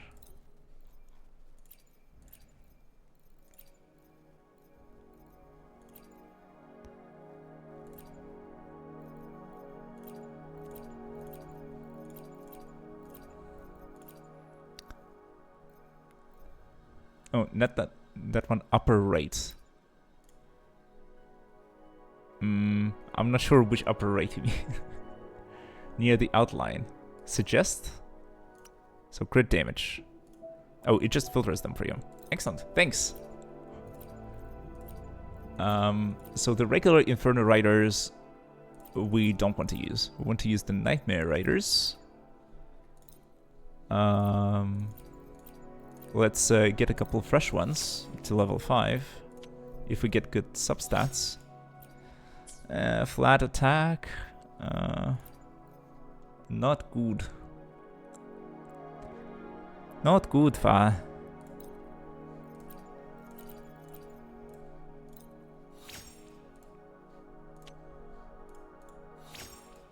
HP percent. Wonderful. But yeah, imagine if I farmed all of this solo. It would have taken me so much time.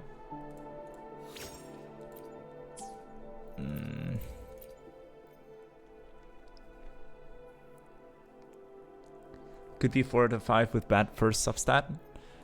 True.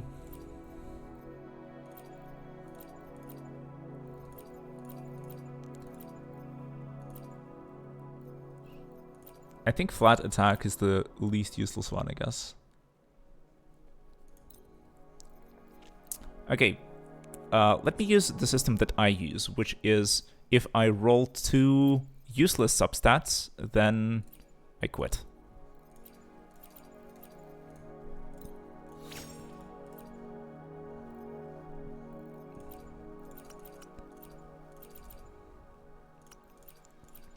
Just want to go to 10.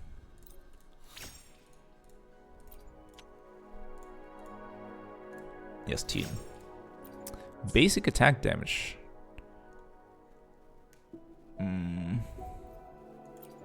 It's not particularly useful. The suggestion says we want crit. Oh, basic is good for Encore. Yeah, I forget. There's so many different characters with different substats, I sometimes get confused. So basic attack, attack percent, and energy regen is what we want to see. Well, I guess we can keep going to the next breakpoint at 15.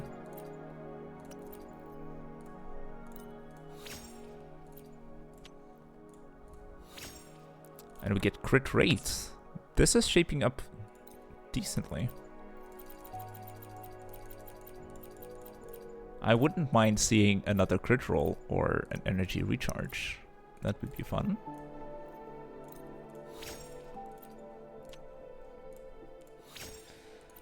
Flat HP. And just like that, it ends. Let's try the other one.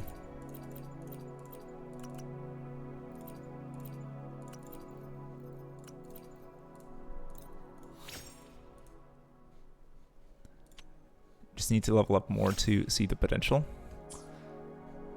Kinda. But at the same time, it's like, we understand that I have not a lot to work with. I will just need to come back and farm this Nightmare Inferno Rider many more times in order to get a better echo. What's good is that it is farmable without spending weight plates. So potentially you can do it an unlimited number of times in a day. And I can even lower the world level for that, to make it so that the boss is not as tanky, and I can kill it quicker and get more echoes faster that way. Or get the same number of echoes in less time. Darkness said, I also wasted 15k tuners on my cart with bad strategy for tuning. Now I get 4 to 5 echoes with just 1k tuners. Yeah, going to 25 is a waste. Both in terms of tubes and in terms of tuners. If you see early on that your echo is not an improvement over the one that you have, then you may as well drop it and recycle it and then try again with another one. It's just that for now, in my case in particular, since I don't have many echoes to choose from begin with, I'm just starting to build, I honestly shouldn't be too picky, and I should be happy to have just one working piece that is going to be my workhorse for the time being.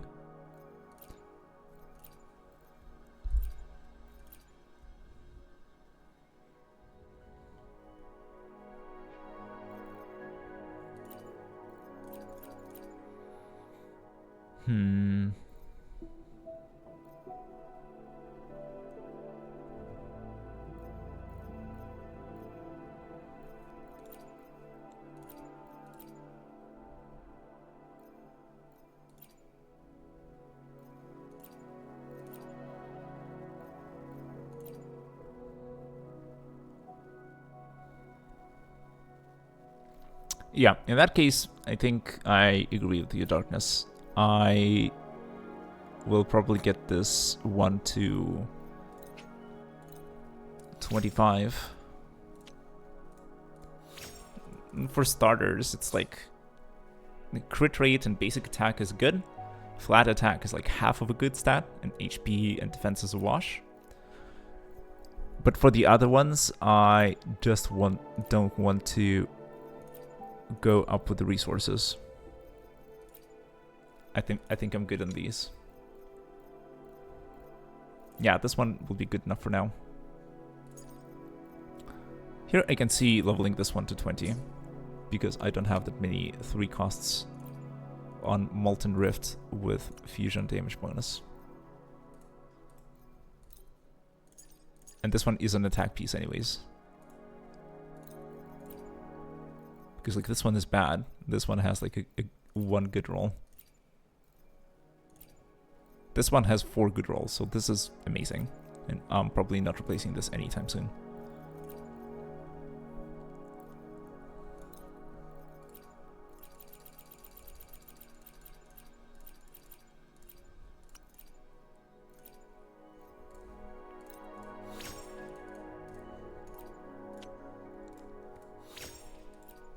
This is good. This is nice. For the 1 costs, like this is also okay.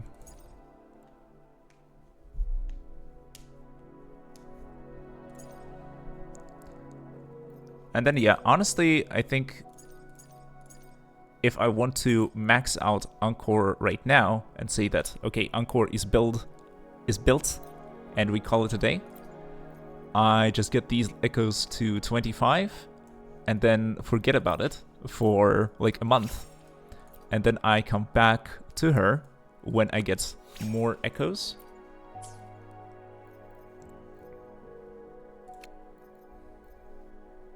Yeah, it's decent. We're getting lucky here. So after I get more echoes by farming the overworld just randomly, we can roll for more. We can roll for improvements, but for now, like, this is already going to be decent. At least 2 desirable substats on every echo. Some of them 3, one of them 4. Is like already good as a starting point.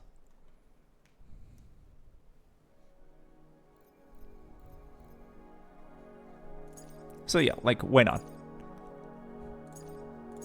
So this is like our current build. It's not the best in the world, but it's certainly the best that we can afford for the time being.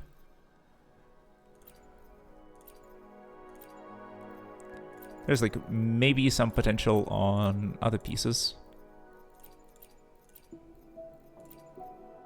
But it's like, at most we'll get 3 good substats, and the first 2 are bad. So...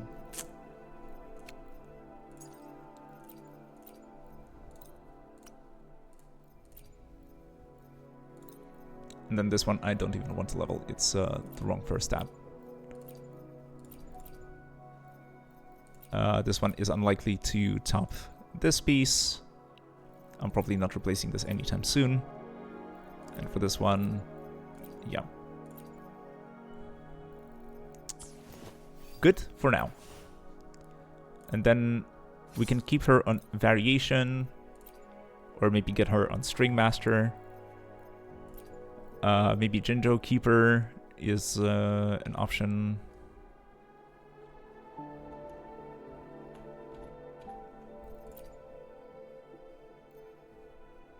Honestly, I probably want to do the switch. She is a main DPS on one of my teams.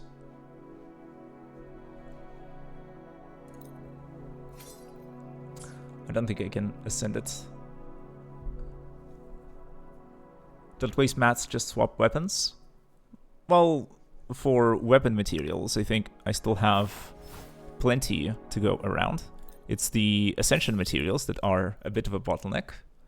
But then I'll be farming more of these guys anyways for the purpose of leveling skills, I think. I will need more of them here.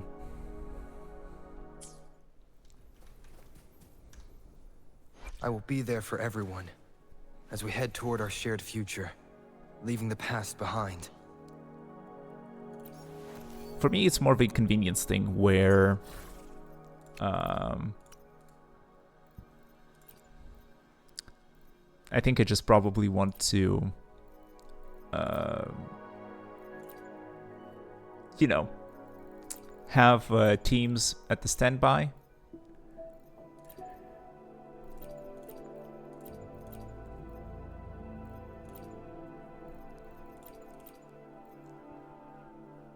And just swap between teams without having to do a lot of the busy work.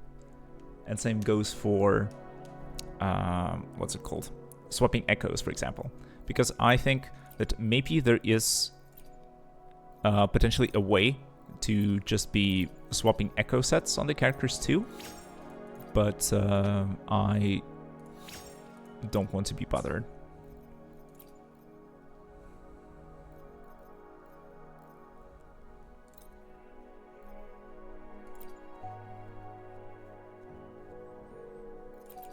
You will still do Rover between elements? Honestly, I am okay with keeping Rover on Havoc for now. I still need, you know, to have my DPS characters, and he's the one that I've invested into the most. And I would rather keep him as is, and his other forms I did not invest into, basically at all. I was upgrading Spectre Rover for some time, but then I stopped and switched to Havoc. I may go back if I build a Spectre Frazzle team or something.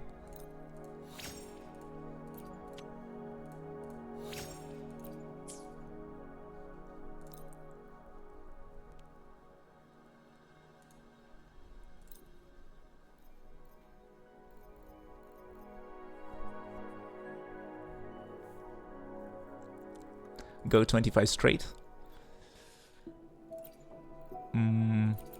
Let's go to 20 first.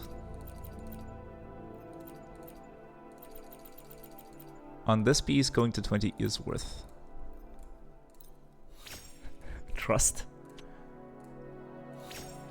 I mean, it's better than what we have in the second slot. Absolutely.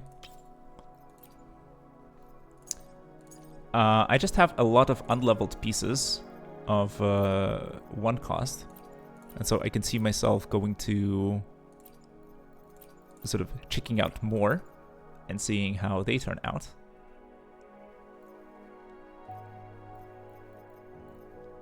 You can use those as 2-piece. For Phrolova, you mean? That has potential.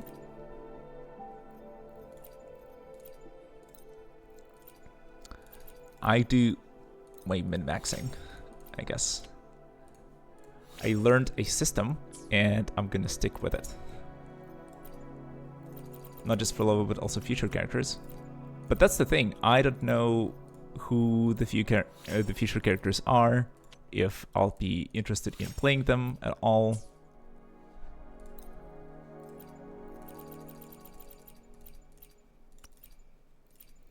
That's a long way to go. And I already, right now, have already my hands full with the characters that I want to build. So I may as well keep to it.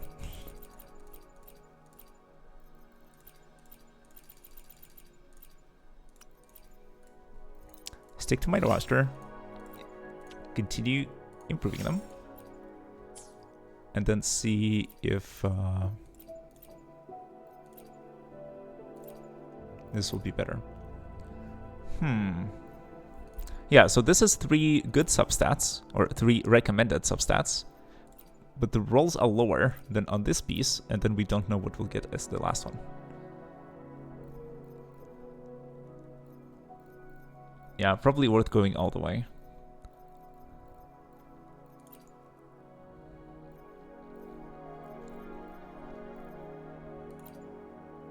Maybe Phrolova will be interested in this one, though she wants crit damage more than crit rate.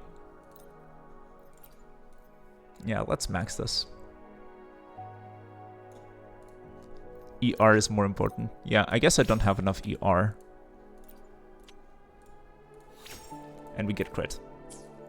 This is a lock and an equip. This is very fortunate.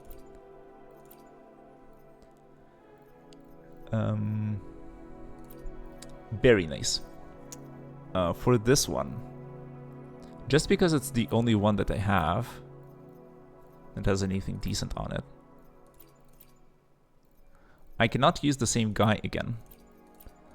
I need the correct main stat. I cannot use the same guy again, and I need the correct main stat.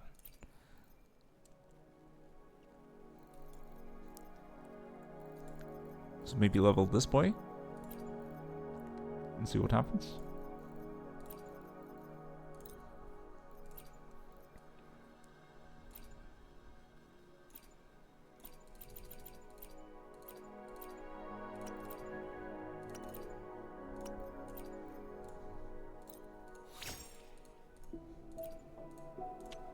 Let's do the 20 strategy.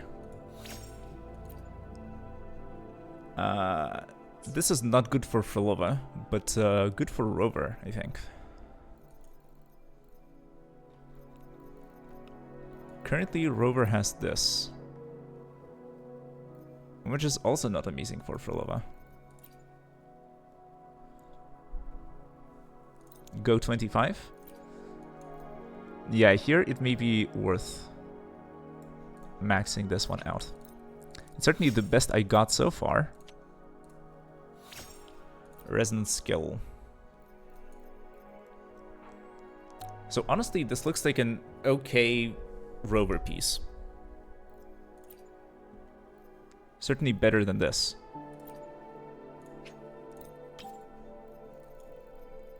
And then Phrolova will get the mushroom.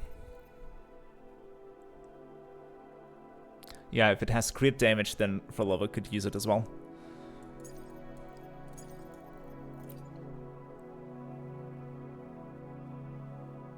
Yeah, Rover gets high CR. That's true. Because of the weapon. And maybe some of the skill boosts. But for now, it's okay.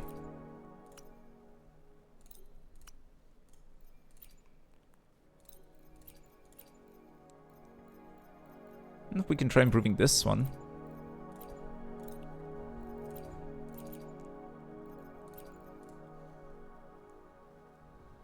Also, his S6. Yeah, I mean, I don't remember every source of everything. So let's see. I mean, this one is just bad. So we can go pretty far with these pieces before giving up on them. You can look. I believe you. Not great. I mean, we can cautiously go to 10 and see what the future holds.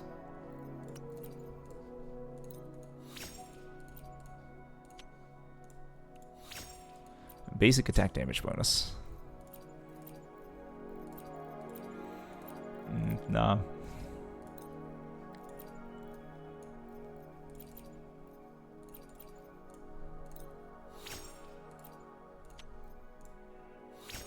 ER, so good. So this is already sort of on par with this one in terms of usefulness. Though this one has like many different damage bonuses. Basic attack, heavy attack, resonance skill, resonance liberation. It's not recommended, but it's still damage boost. No crit, it's trash. Okay.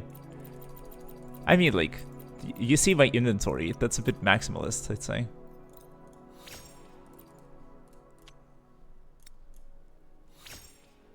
Crit rate defense. Okay. This is already shaping up to be better than the one that I currently have. So let's equip it and go to 25.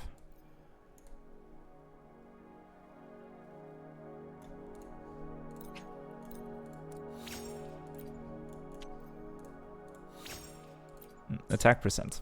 Well, could be worse. Could be worse. It certainly improves on this one.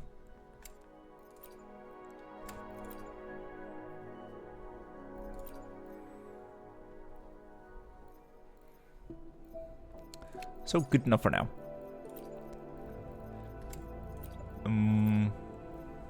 I can see about improving this one to 3 good substats.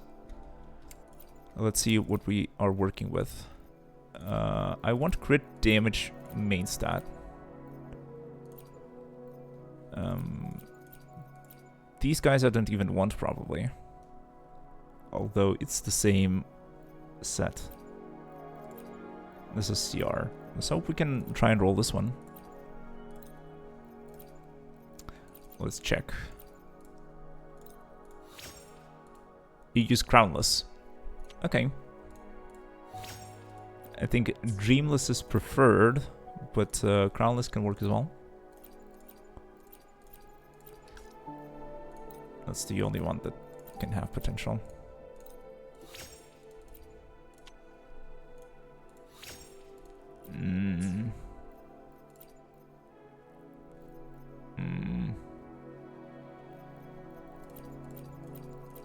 Just to check, this is crit rate main stat.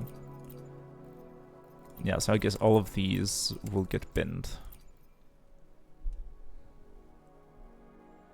Dreamless doesn't give any buff, Crownless does.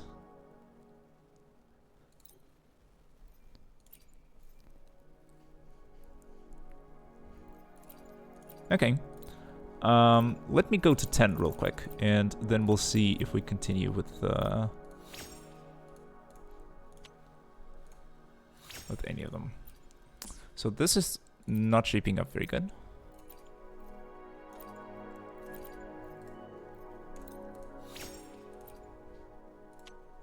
Dreamless just does more damage, but it's not that important. Okay. But yeah, I'm not getting particularly lucky on these.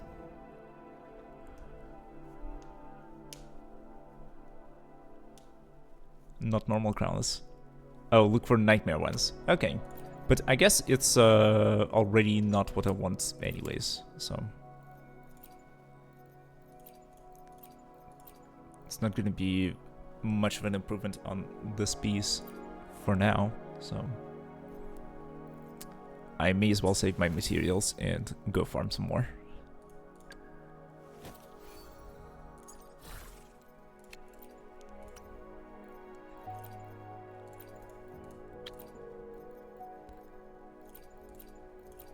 Sanhua has some pieces to choose from, though it's going to be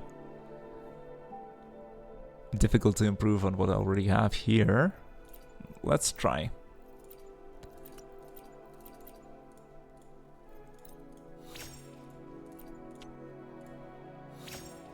Attack percent.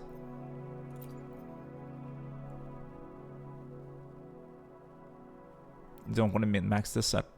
I guess not. I can still lock these guys just in case. Because, like, Sanhui is just there for, what's it called? Resonance Liberation. Not Resonance Liberation. Concerto Efficiency, for building up Concerto. It's fine. The DPS sets are what we care about. And right now we care about getting many copies of Hecate.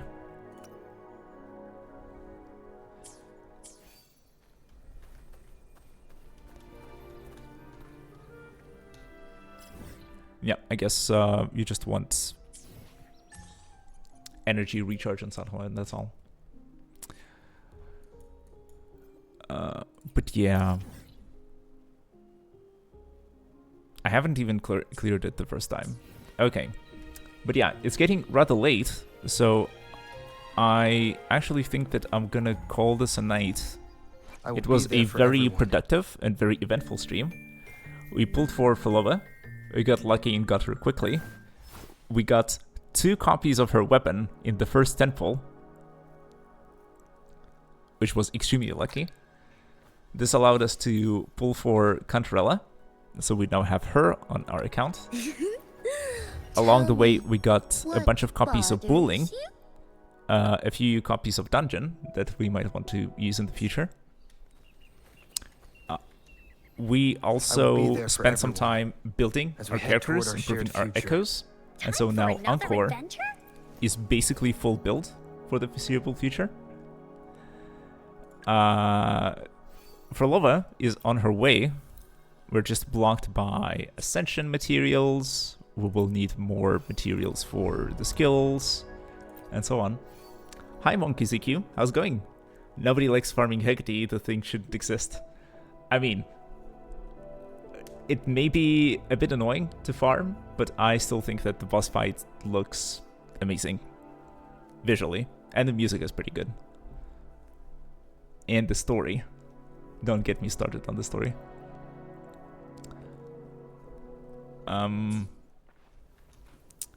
I will have to postpone farming Hecate until next time. Maybe I'll even do it online, and I can see myself switching to as we head toward our shared future, doing something else on stream. Maybe trying another game. Maybe spending some time, even just chatting or doing stream improvements. There's lots of things that I want to do to improve the channel and make it more watchable, more enjoyable, more fun. Interacting with you was a huge pleasure, and I really wanted to thank you, Darkness, for being here for a good chunk of the stream, and thank you, Monkey, for visiting me as well. The cosmetics of the boss fight is nice, but the mechanics and the actual fight is bad. Maybe. I just haven't fought Hecate enough. It seemed to me that the attacks are fairly well telegraphed, and there are plenty of parry opportunities. It's just I'm not... As I said, I haven't put enough reps in, and it is all about just being comfortable with doing everything just on time.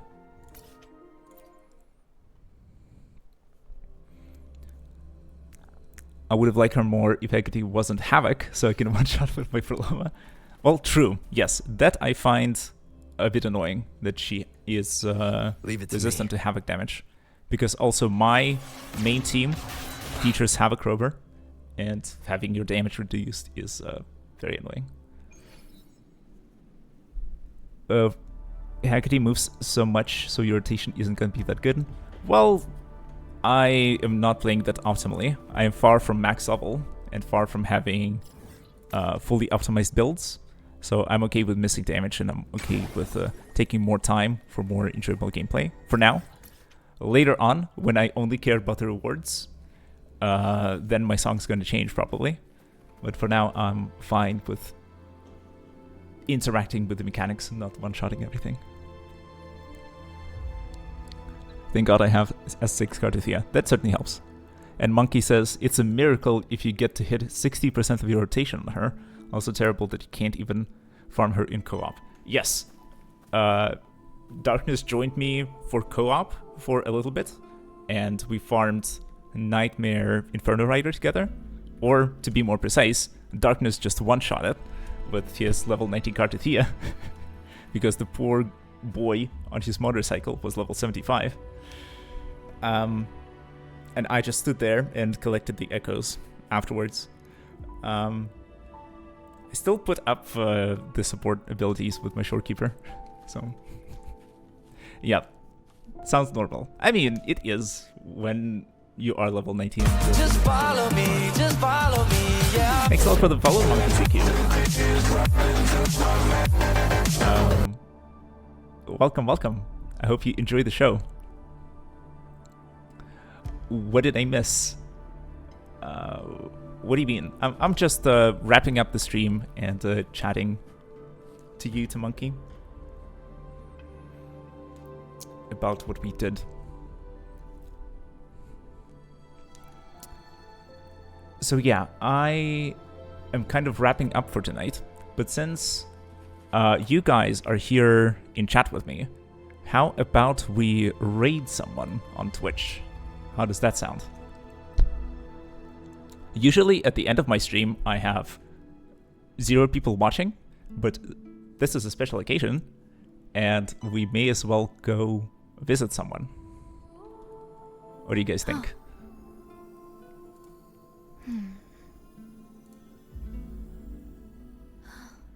Did anything happen?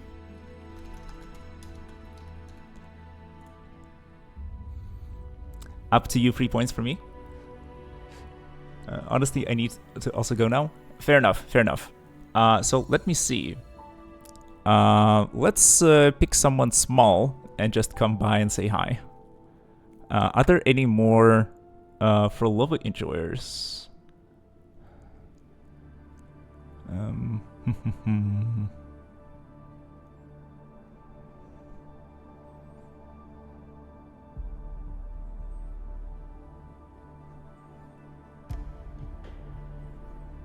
Let me see. I'm just browsing the category for Wuthering Waves and seeing if there's someone around. Did anything happen?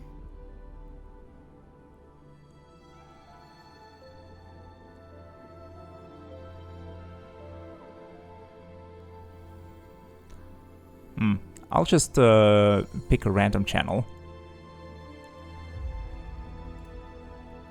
Someone is playing bowling, so we can come raid them perhaps.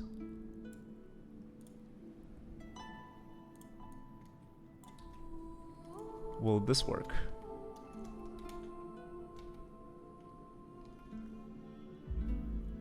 No. I need to figure this out. Just give you 1 second. How do you raid people on this platform? Seriously? A raid space channel, I think, should work. Did anything happen? Okay, then I'm gonna type the raid command in chat. Thank you all for watching. Hope to see you again next time. In the meantime, if you want to support me, follow, like, subscribe, all that jazz. I upload VODs on YouTube, so you can watch those. There's plenty of games to choose from. And until next time, Take care.